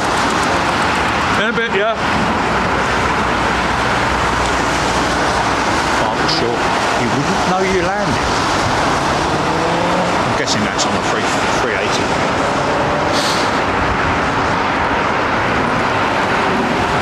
Peter K. Emirates does have a new, well, a revised livery, I guess is the best way to describe it. Would that be right? 30% larger. And a new flag on the back.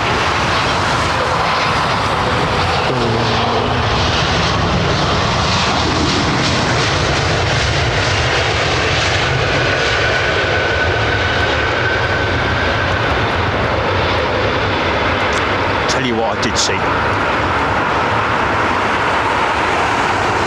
F&F check. Rudder.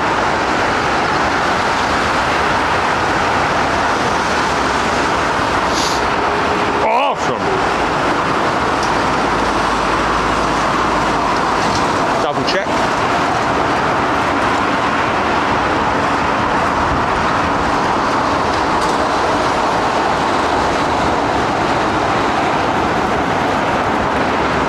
Do that rudder check one more time.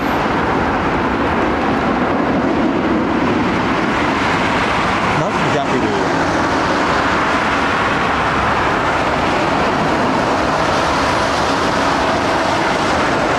Philip Lowry, I'm putting my Big Jet TV sticker on my car. Oh wow, look at this. It's old, isn't it? I mean old, sorry, new.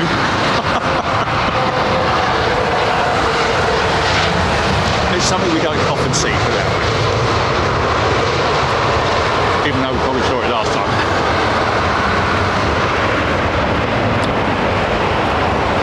Bing bong!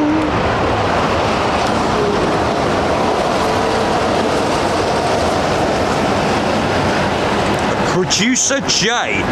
It's pretty cool, you can rewind and see the smoke coming only from the engine core during that engine start. Wow! Yeah, well, that is really cool. So you can literally see that unspent oil. I think it's just lying possibly in the bottom of the combustor.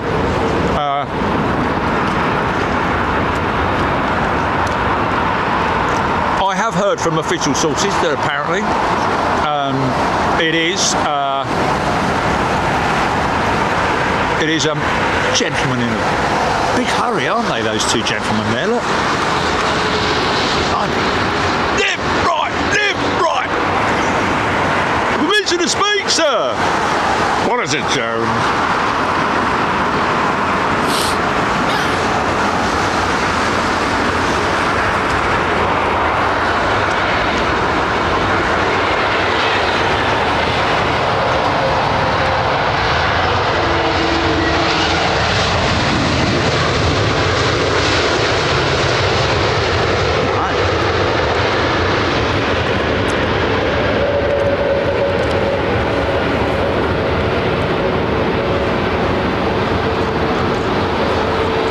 K-Ben 21 loves watching the checks. That's why I do it, K-Ben. Oh, is it fuel, is it? Oh, sorry.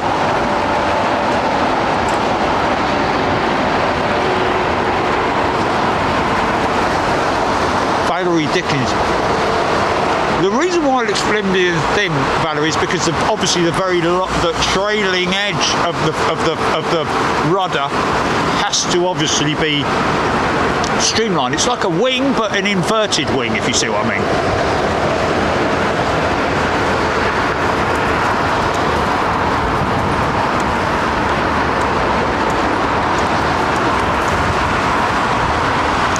Valerie Dickens asking for any tips for nervous flyers. you know what?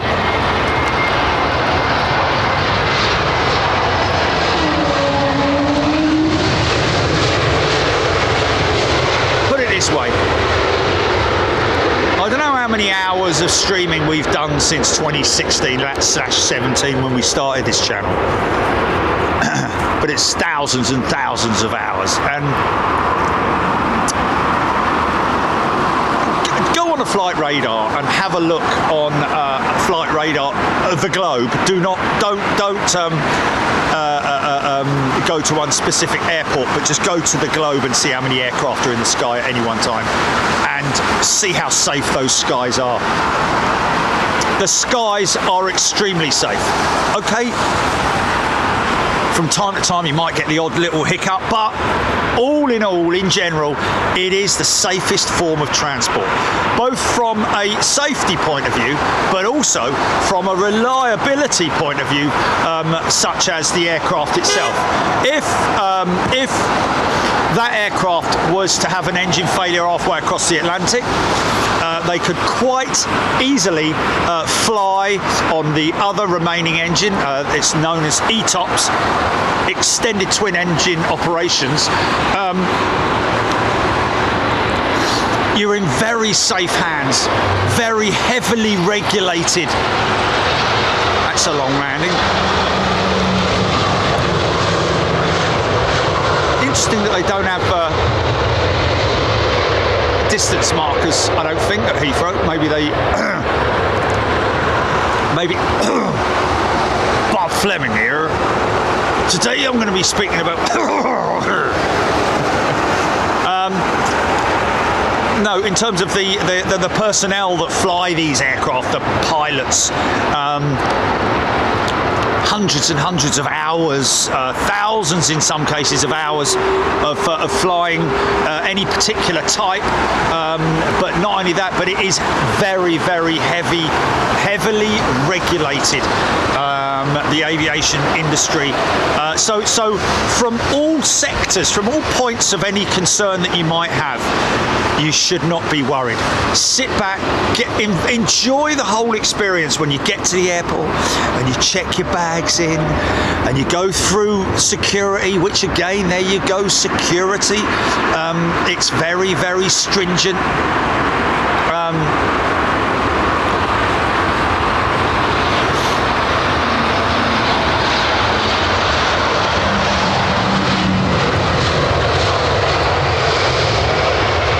You're through security, help yourself to the lounges. There's great lounges, depends on where you're flying from, of course.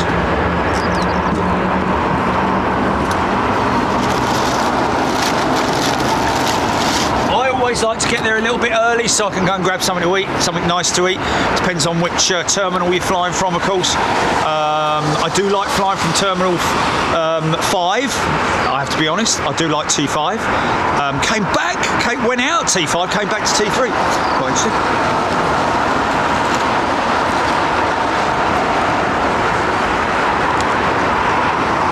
There we go, Screaming Emu. We train emergency.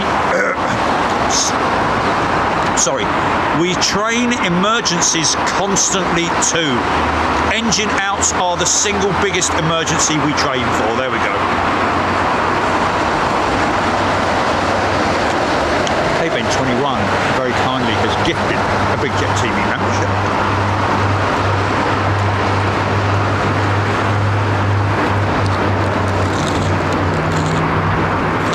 Oh, there we go. Rolls-Royce, sorry.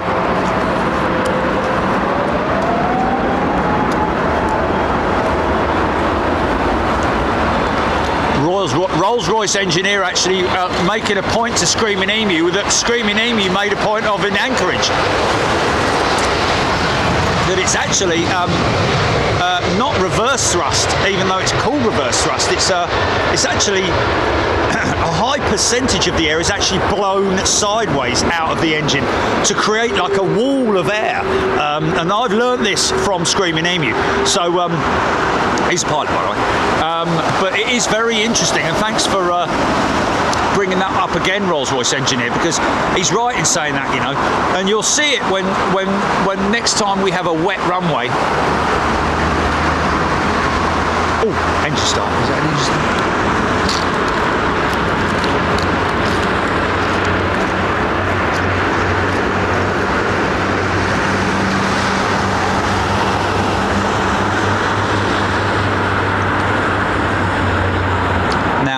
At some point, you see the two lights either side of the tail.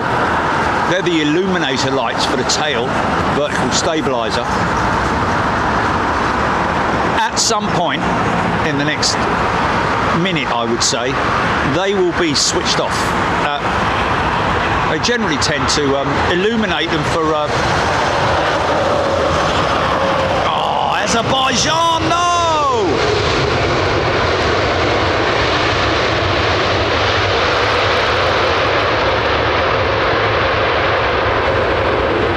Yeah. We got him. In the meantime, that 350's turned his. Has he got his tail illuminator still on? Yeah, he has. Yeah. Now, once the flaps are fully retracted, flaps and slats, should I say? Generally in the same sequence. I don't know, you might fly for a little bit, quite some time with it on. There he goes. Oofed. Look at the big lad.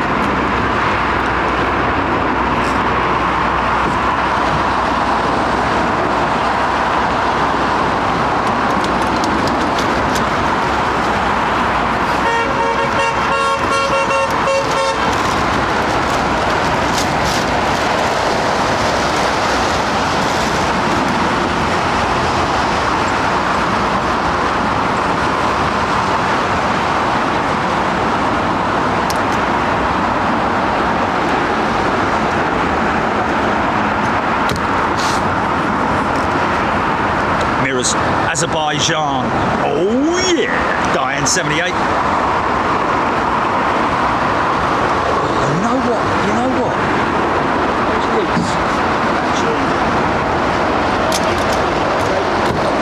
Those secondary internal lids actually make the main lid unusable. Bit edgy or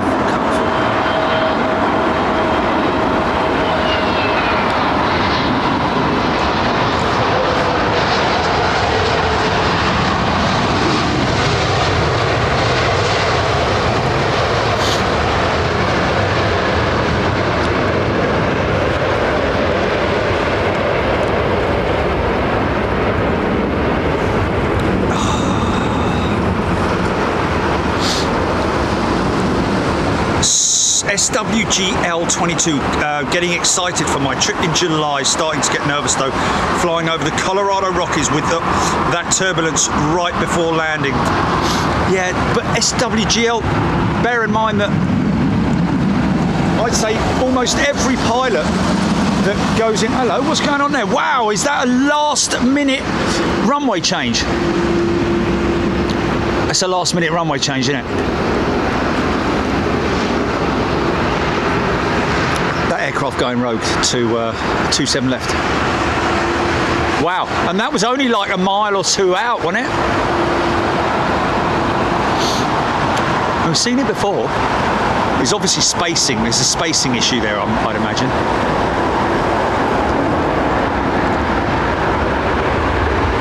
Because to do it that late.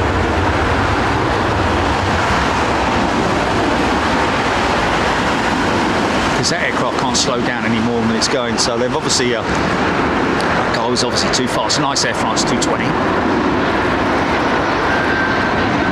Sing to me, sing!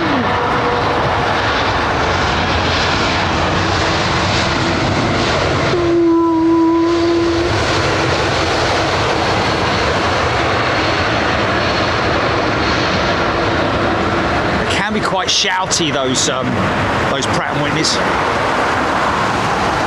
Still working on it, mate. Oh.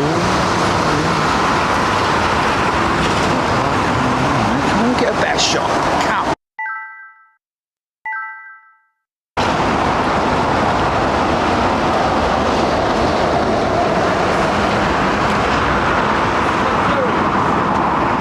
Hello. I'm good. How are you? We're staying over there watching you. Awesome. Awesome. Oh, okay. Hello. Okay. Very nice to see you again. How long have you been here for? We're staying overnight. We're flying up to Jamaica in the morning. Oh, awesome. Have a great flight. Nice. Nice. Awesome. Nah. Awesome. We love your video. Thank you so much. Thank you so much. Appreciate it. Have a wonderful flight. Why are you here tonight now? Well, we were supposed to do a show yesterday, but I've just got back from Anchorage, so giving myself a bit of a rest, yeah. And we're we're just doing a short show today. Going to go off in a little while, and then back on Sunday. Well, actually Saturday for the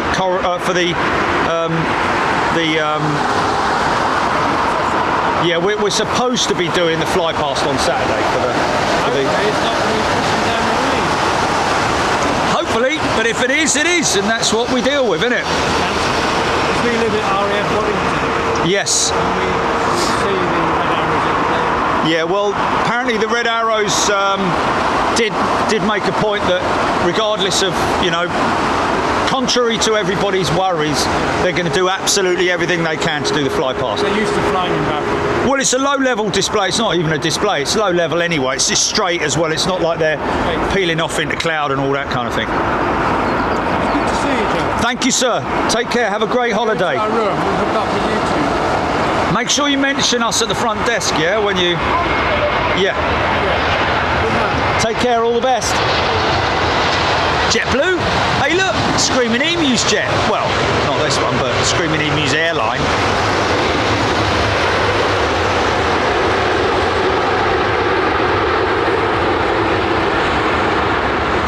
Was actually quite a lengthy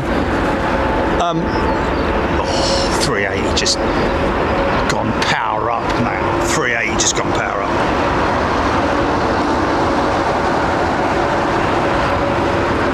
Avro Arrow, the rogue name is what we've given to aircraft that are arriving on the departing runway. It generally is that. It's not the other way round. Don't understand what? Oh, why they come in rogue? Well, like I said, Avro Arrow, it was probably a spacing issue, I'd imagine, in terms of...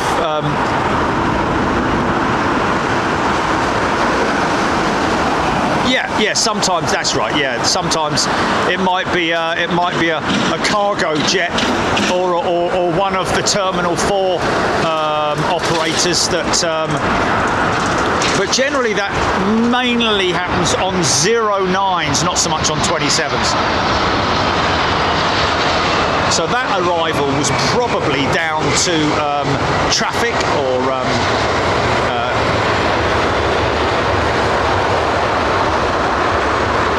Or spacing, as in the gap between the aircraft on descent, because normally it's sort of like a couple of minutes, maybe. Come on, son, get your focus down there. We go.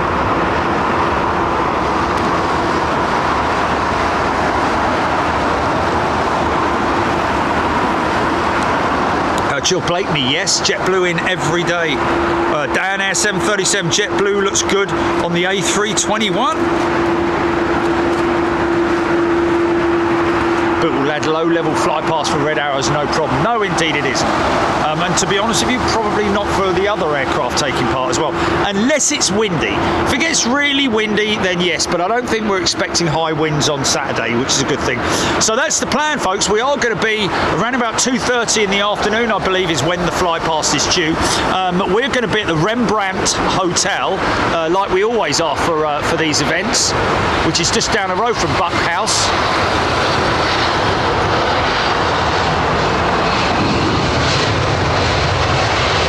Singapore Slinger just going out as well, mate. Wow, she's got her tail all lit up.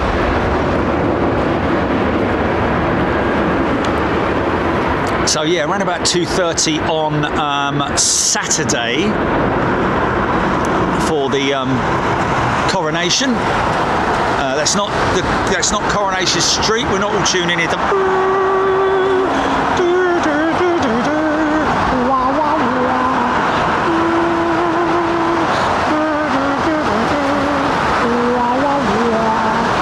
Hey, oh, Jack!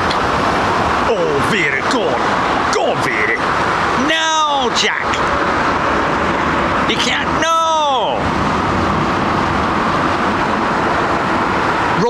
Rosie, tie, Rosie. Mike James, that Slinger 380 rolling.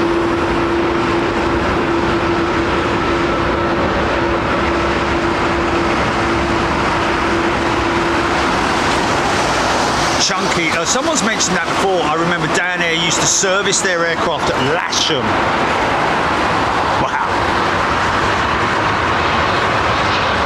That must have been great, mate.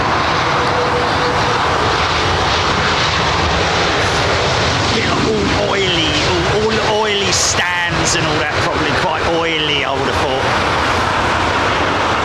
There you go, Screaming Emu.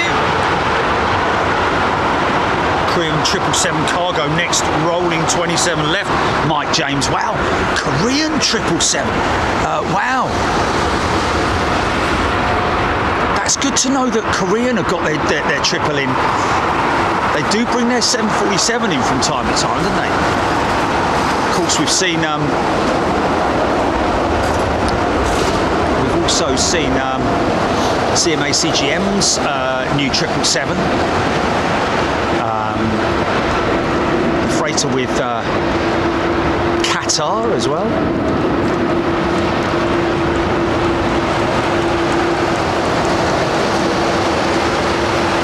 I'm all shook up. Yeah.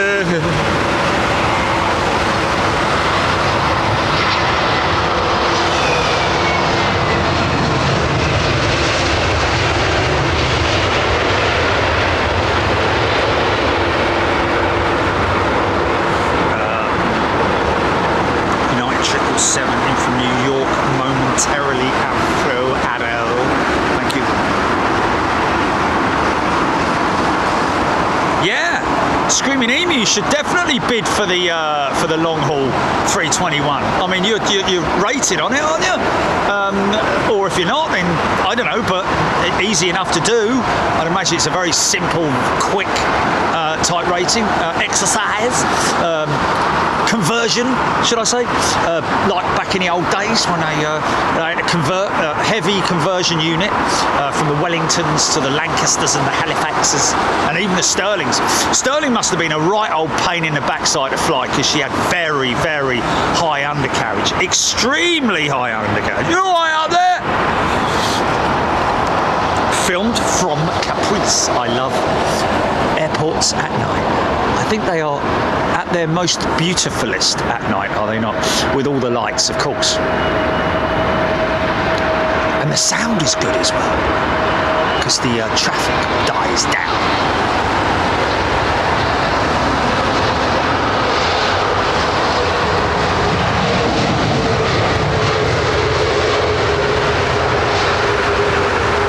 Had my hair cut this afternoon. Not that it's of any interest to anybody, but my hairdresser, who I play golf with, his name's Wayne, he's got TG Hair in Richmond. TG Hair. And it's like a salon. It's a salon, but ladies and gentlemen frequent the salon. Did a great job.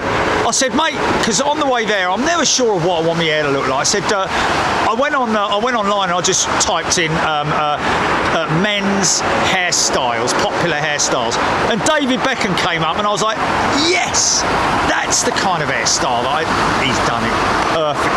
Absolutely fair play to the fella.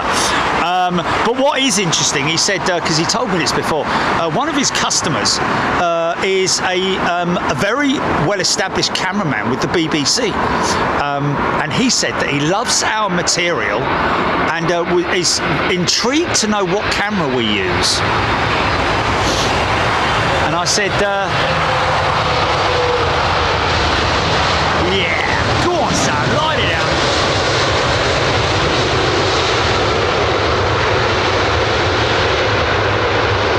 I think that's brake to vacate, or the flipping reverse in it. He said, I told him, mate, he'll be amazed if he knew what camera we use, because he probably thinks we use some kind of like great big production thing, like you see at the side of the football pitch or something. But obviously nothing like that, but he's just amazed of the quality is what he's amazed at. And I told him in a previous text, I said, but whatever, that's one of the biggest questions that's ever asked in our streams, is what camera do you use? Panasonic VX1, by the way. You can buy 500 quid or less from very well-known camera retailers, like Curry's and all that malarkey. But what is interesting, this is the interesting part, was he used to be a cameraman, and there's going to be a lot of people here who know what I'm talking about. Do you remember the old air shows on the BBC with Raymond Baxter? Do you remember Raymond Baxter?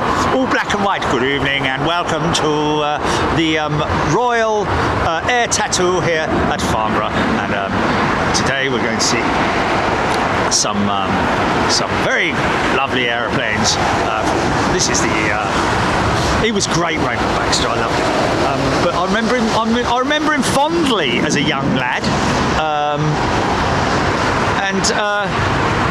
So I said to Wayne, I said, mate, if he's ever available for a drink down the local or something, because there's a boozer right opposite the hairdressers, and have a nice chat, because he's probably in the same era, I don't know, as, you know, because he appreciates it. He's obviously into aviation if he's watching this channel, you know. And a big shout out to you if you are watching, sir. I should have asked for his name, really, shouldn't I?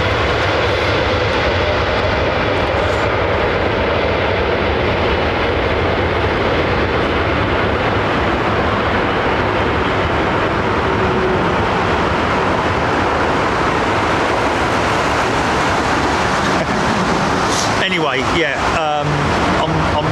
he did a great job. I said to him, you might as well do it like that, because there's no point in styling it, because I wear my bleeding cap all the time, so it ruins it, doesn't it? You know, I need to get more sun on my hair. Yes. Melanie remembers Raymond Baxter on Tomorrow's World, of course. Yes, another great show, which I really enjoyed.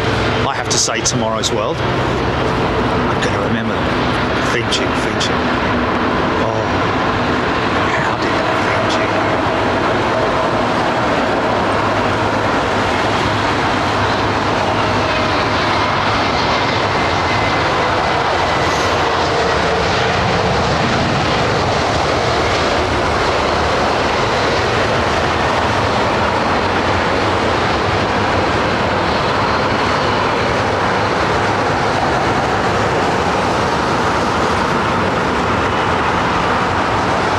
From Manchester. Well, that's the number 2. That's not the number 1 engine. That's the number 2. We're thinking it might be the one that was supposed to be operating from Manchester. It is Purple Rain, but it's NB, November Bravo. But there was an aircraft apparently that was pulled out of service for the Manchester run and was replaced by a Dreamliner, and that may well be it. That one there.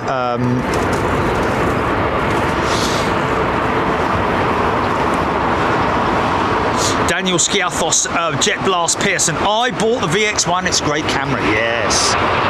It is. The great thing about it is that, you know, it's like point and shoot. All auto. Everything you're seeing now is all auto. None of that manual focus stuff. And you know, rightly so. When I explained it to even Wayne, I said, it's all auto. He said, yeah, because you know, you haven't got enough hands to do manual focus, pan, and zoom at the same time. You need like 40 digits going or something like that. You need A's to the one you care for. You need A's to show that you're sincere. Happy. Tomorrow's work. Abandoned UK. Raymond fly concrete. He flew on it. I don't know if he flew it. Did he or not? Oh, Martin Smith, Raymond Baxter was a Spitfire pilot. How cool is that? That's why he had such a lovely voice. Wow, a Spitfire pilot post-war, I'm guessing, or was he in the war?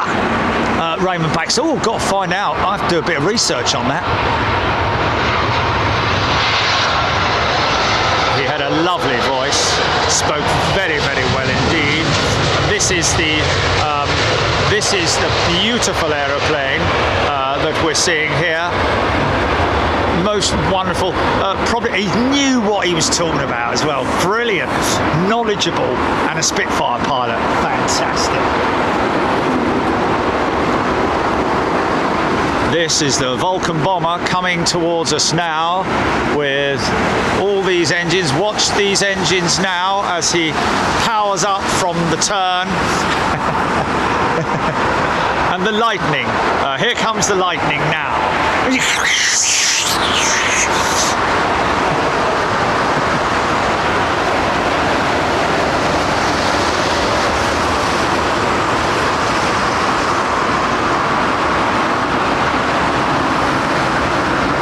Martin Smith during the war. Wow, how cool is that? Raymond Baxter was a fighter pilot, not just a Spitfire pilot, but a fighter pilot, man. How cool is that? I wish I'd have known that when I was a kid. Blimey. I bet they said it, didn't they? You know, I bet someone interviewed him as well.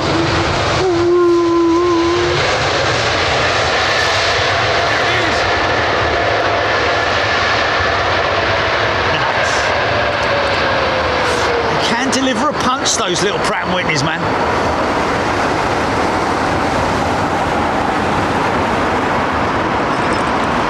Trained in Canada, Marty Smith. Wow.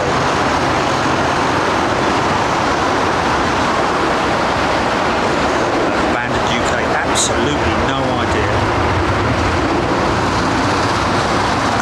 Melanie Harradine, ex-Virgin Barbarella, about to fly over.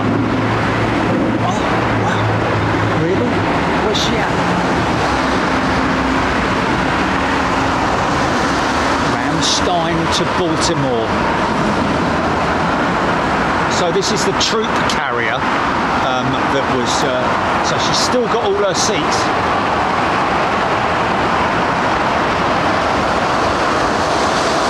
I'm seeing one heading up north. But how far is she, man?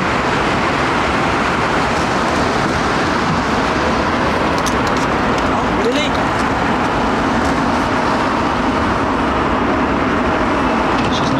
She's not in any way showing. She's not showing in any way.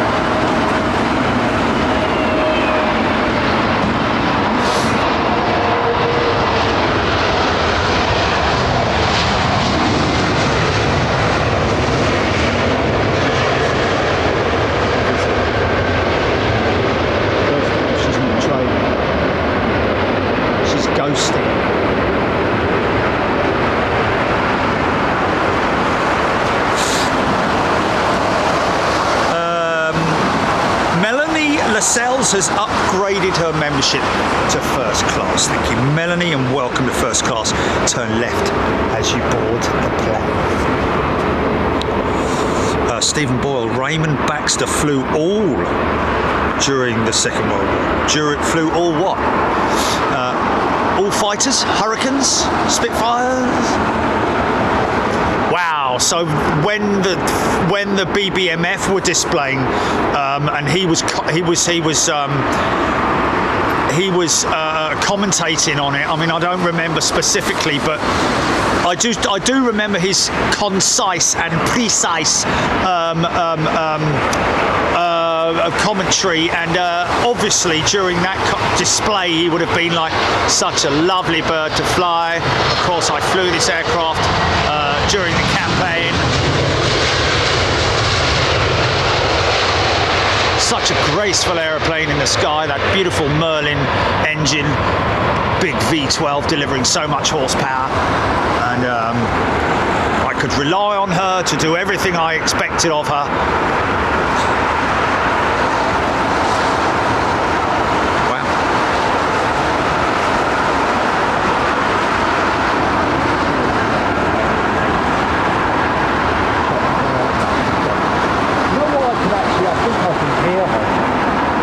No blinks, no nothing.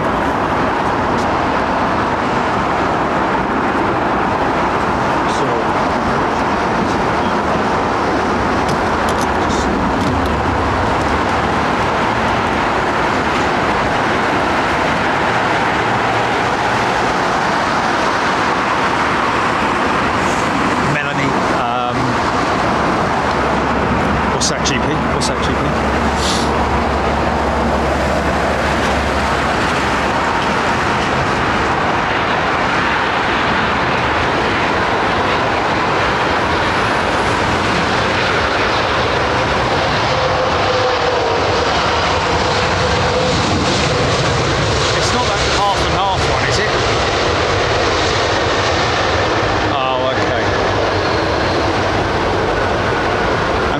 What is it, a triple or a 380? Okay, and where is she? Where's she at?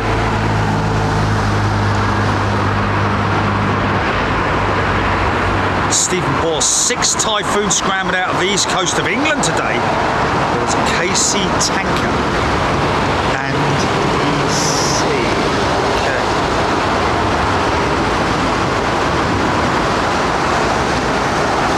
You would reach 6 Chinooks overfly on the way back from Ireland a few weeks back. Then 2 RAF ones doing night ops a few days later. Wow. Yeah. The sound of a Chinook is unmistakable, isn't it? It is unmistakable. To be honest with you, the Merlin has got a very, well, no, it's just because of the twin boom blades, the twin engines, and the twin blades that they use on the what's it called actually? Merlin's got a very big thumping noise in it, but obviously nothing like the Chinook. There's no sound like the Chinook.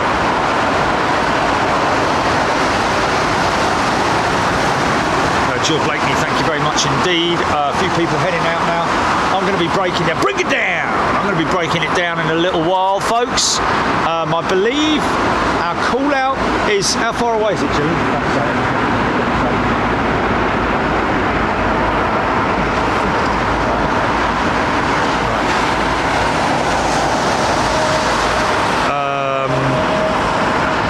Michael Barber, the Merlin engine is like listening to the finest classical music. You know what? You're absolutely right.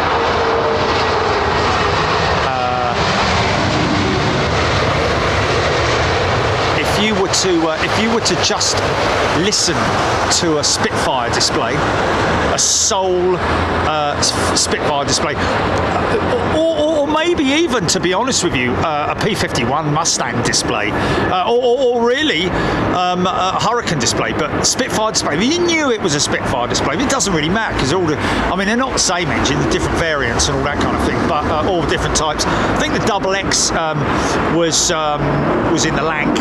I think much later variants of the Merlin engine were obviously introduced and used.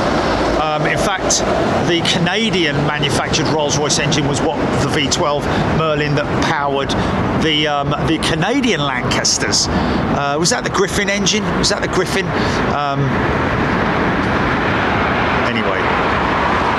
close your eyes and close your eyes and I'll miss you. Tomorrow I'll miss you. Miss you. Sorry, I've got it all the wrong way around. Anyway, whatever. Yeah, just close your eyes and listen to a Merlin engine.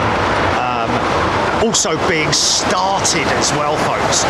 The sound of the Merlin firing up.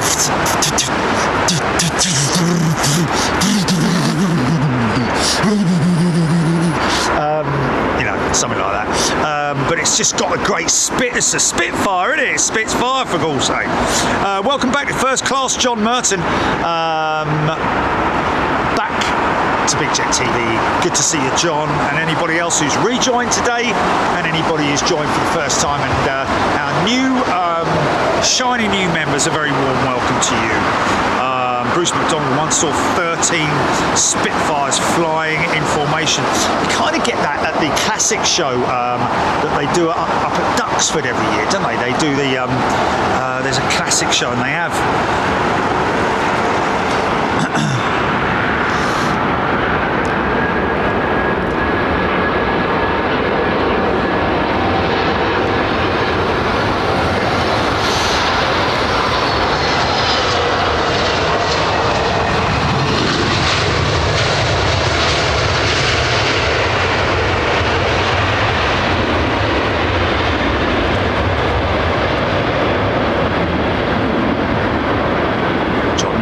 Chinooks sound like Harleys. Yes, they do. They do. It does sound like if you hear a squadron of Chinooks, or at least 2 or 3 of them off in the distance, you can be mistaken to think that there's a big group of Harley Davidsons coming up the road.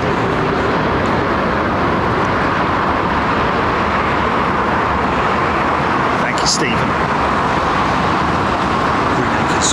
Steve Inch. Kaleidoscope. Oh, really? Wow, how does the moon look in 4K?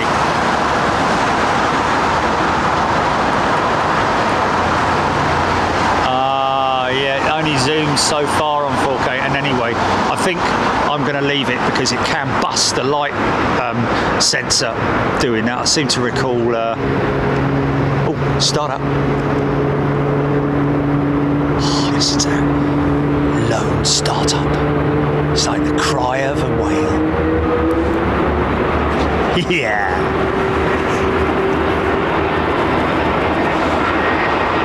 Wes Love tuning in from Canberra. G'day, Wes.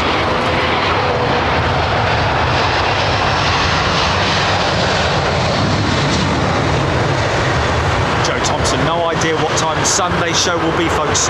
Make sure you tune in on the app. Hopefully we'll have the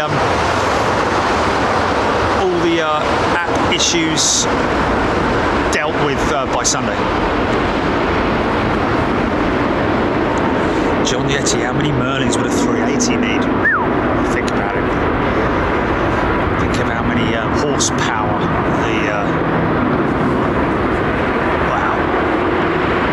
That's a 380 going out, isn't it? Oh, look at that. Oh, it's Qantas, is it? It's a big row going out. She didn't have a tail lit up. What's that all about? Oh, I'll tell you what, though, that LATAM jet's got her tail lit up, look. Come on, mate.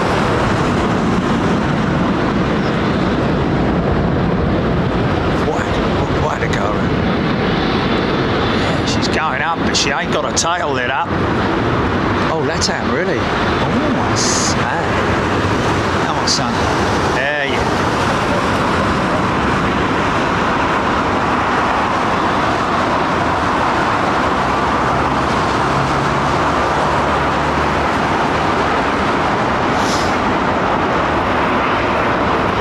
Oh, blimey, really?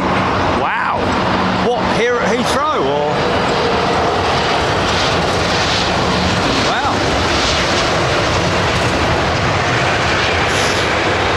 Late go around then, or maybe even touchdown, very late if it's shook the windows. Awesome, man.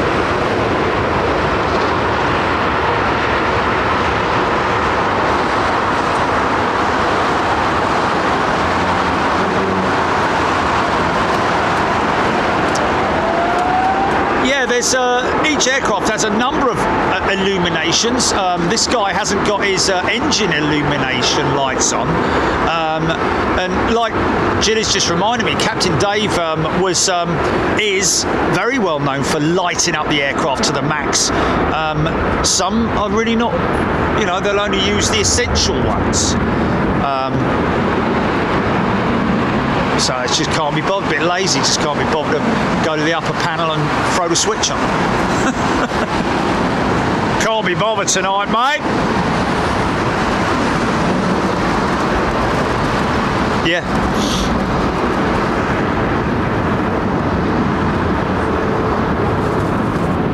I only got £5 in the meter, mate.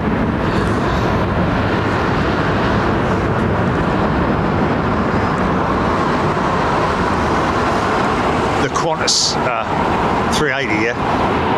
Yeah, I can see it, man, I can see it.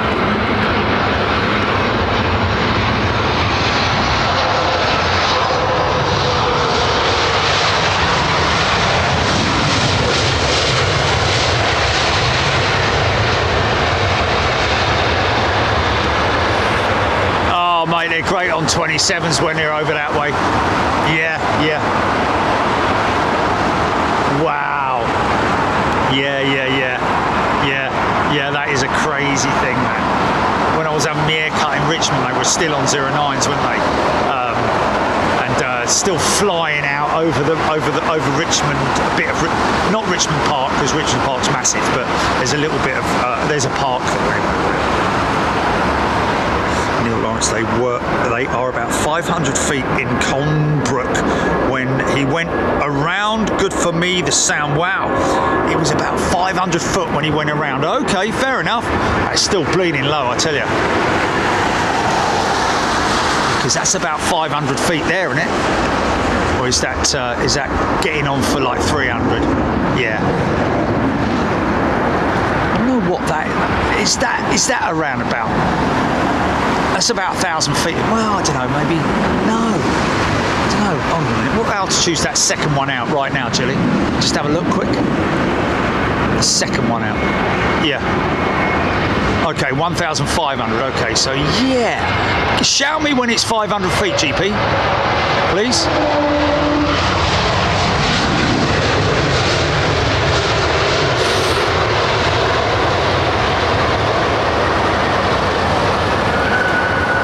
Nice. Yeah, 500 feet apparently, 500 feet. What? Tell me when that's at 500 feet, Gilly.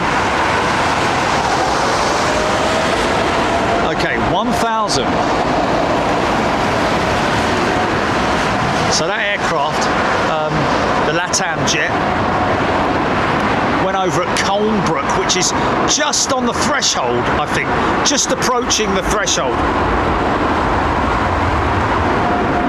No, you're looking at the wrong end. Oh, sorry, it was on. I was on 09s, wasn't it?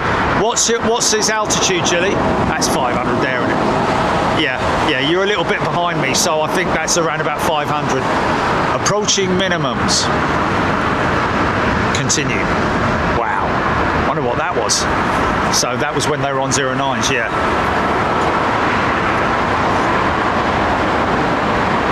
$100. Love it. Wannabe pilot.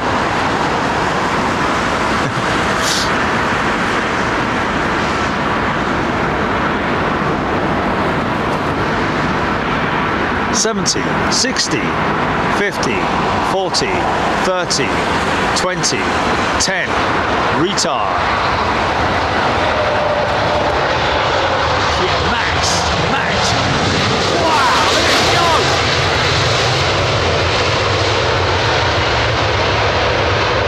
Yeah! Actually, I saw an Air Canada Max going out when I was walking to the hairdressers. Blue rinse, to get me blue rinse.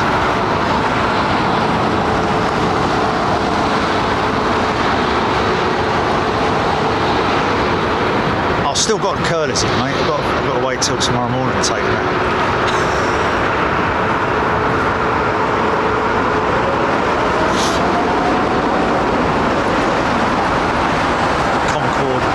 is seeing Concorde going out on 9 left, banking right over the BA hangars. Yeah.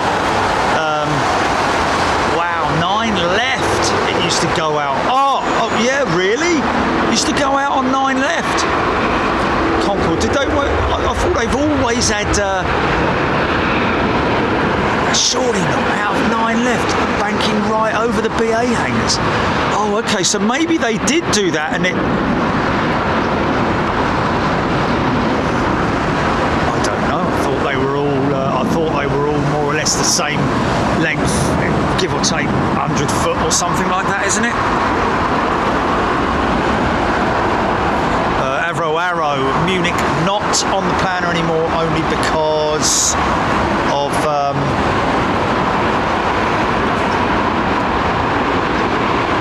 oh, okay, so they needed maybe they did put her out on the northern. Is that engine's off wing, isn't it? Wow, look at that, spare engines there. So that's some serious work going on in that hangar. Interesting.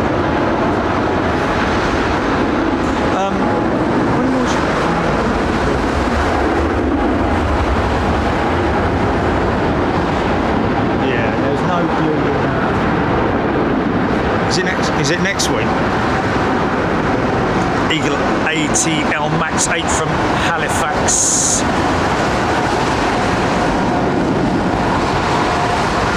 Lot 737 Max 8. Mike James, thank you very much indeed, Mike. Thanks everybody for your input. Appreciate your input. Even if I get it late, folks, I'll still try and read it out. If you're a regular to Big Jet TV and you comment regularly, you know that I regularly miss comments, and all I can say is sorry about that, because obviously I'm filming the planes, trying to read, blah blah blah.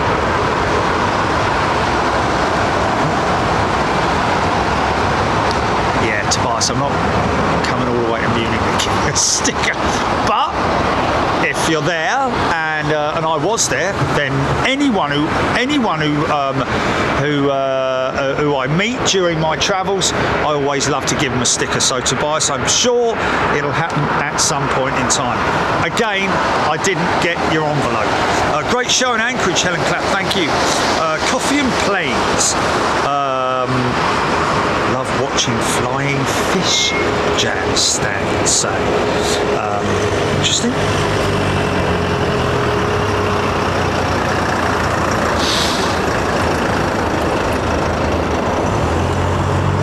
Yes, it is kind of secret access, isn't it? They might have finished on that engine. They're just closing her up now, aren't they? Oh, no, it's still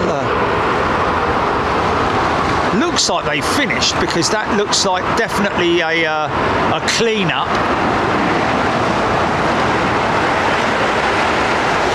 Of course, I haven't got.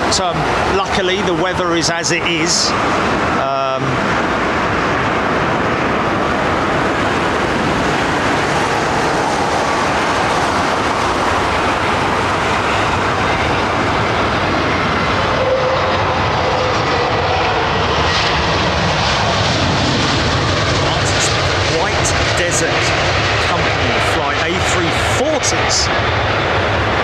From South Africa to Antarctica for tourists.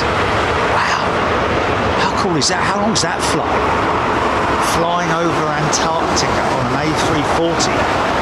Are they 300s or 600s?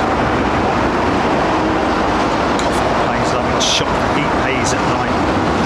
Carl B likes Heathrow lit up at night. Philip Lowry, he's lost a bolt. Where did that flask screw? I've got a bolt here, John. I don't know where it. Let me have a look, see if I. Where's that supposed to go? Is it up there?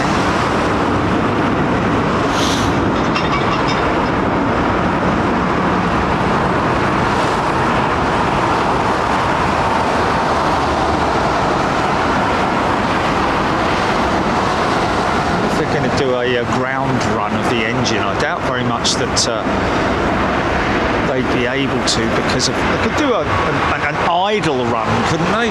Idle run, idle run.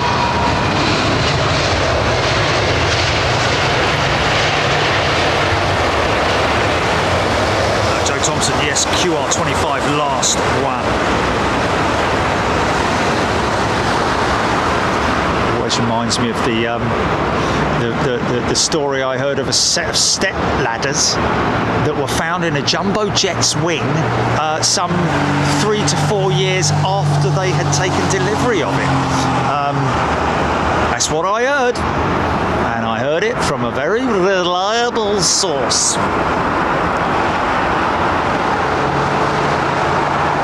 Gary Pitt, thank you. My wife and I really appreciate your enhancement of our hobby. Brilliant. Is that a rag? Got a rag? Oily rag? Avro Arrow, they're not working on it in the hangar because they don't have space, my friend. Any opportunity where they can do the maintenance, any on-wing maintenance outside, benefits them, you know, it does benefit them.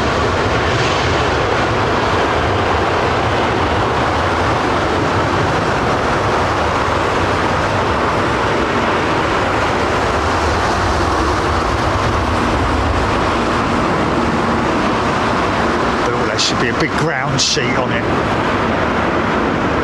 Oh, just throw that in there and that. There's another one. Sling that in there and all, yeah. Hold on, one more. There we go. Just throw that in there. There you go, son. Oh, maybe one more. Hold on a minute. Oh, me back. These now. Is he cleaning up there? Is he wiping up residue from the engine? Spoken!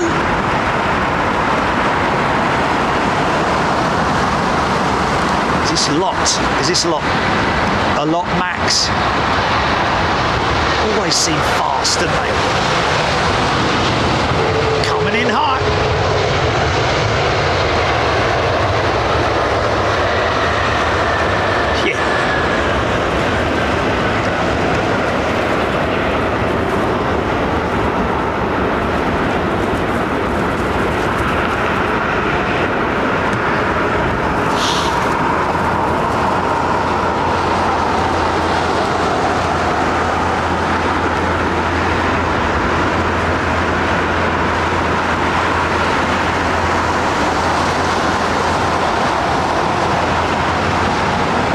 Stewart, is that lying down on top of each other or standing up in a line?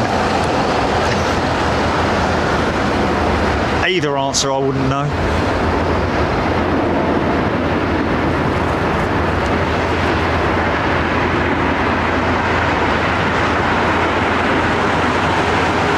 Vamos experience, isn't it dangerous working in sublet? They've done their work now. I don't think they would have carried out the full maintenance unless, of course, if they could call in, they would call in a light stand or you know, use a light stand if they absolutely had to do it in dark. But they've completed their operations now. Raynell Gonce or Gonche. Is that Raynell? Very warm welcome to you. Air India pushing back. Might get a bit of a noise from her starting engines.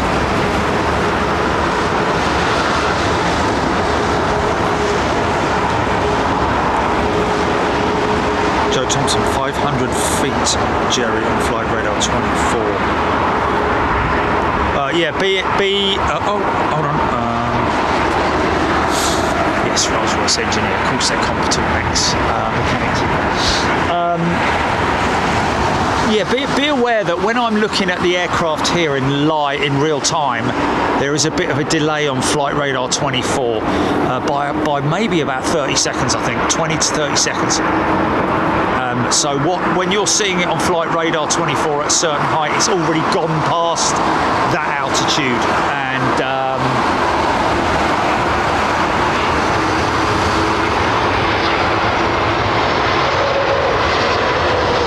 Scott Philip Lowry, Qatar's 777, due in 1 minute, and you know what? This is a single flasher. Oh!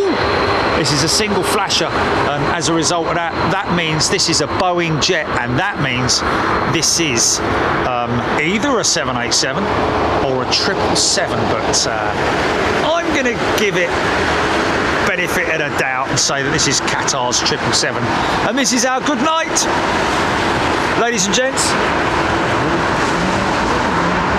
Any bit to go?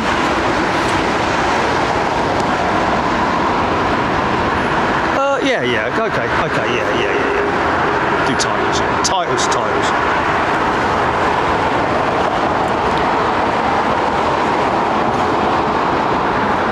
Well, it fades at the end of titles anyway, doesn't it? So, fades into titles and fades out of titles.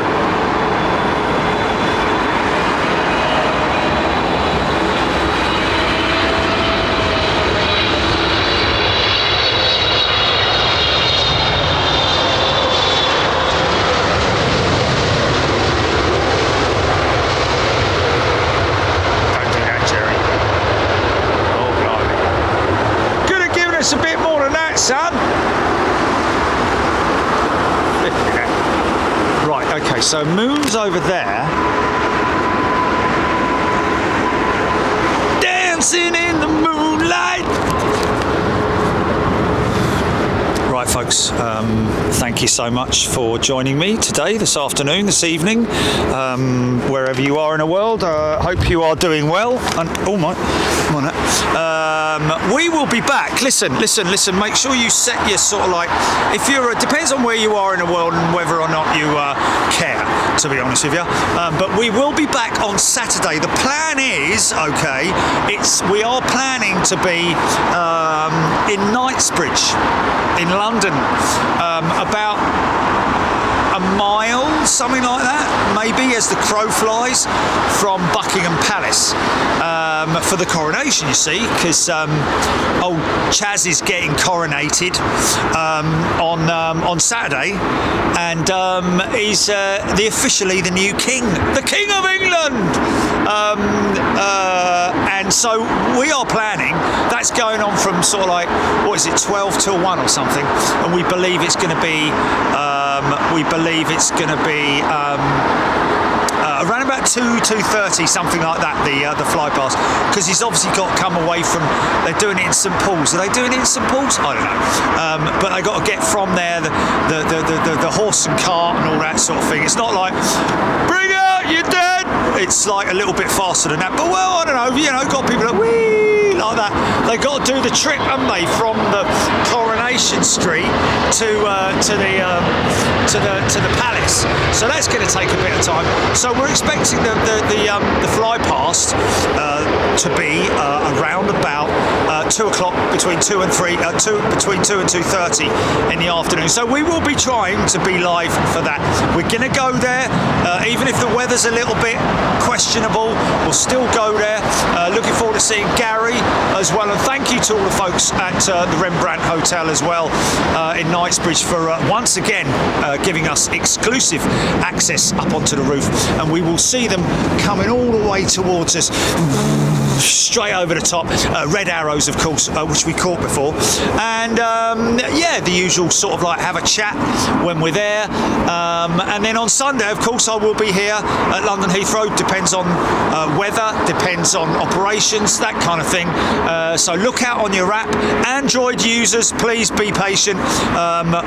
We are working very, very hard at getting your app fixed. iOS users, iPhone users, you're absolutely fine. You've got no problem to worry about. Some Android users may be getting notifications. But how many did it send out, Julie?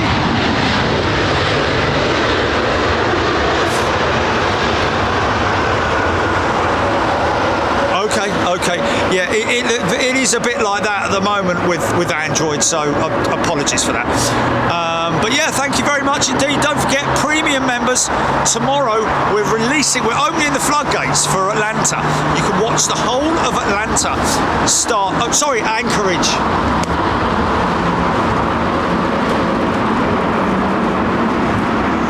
I think I still need some sleep. I'll see you tomorrow. Not tomorrow, Saturday. Flipping it. Okay. Run titles, GP.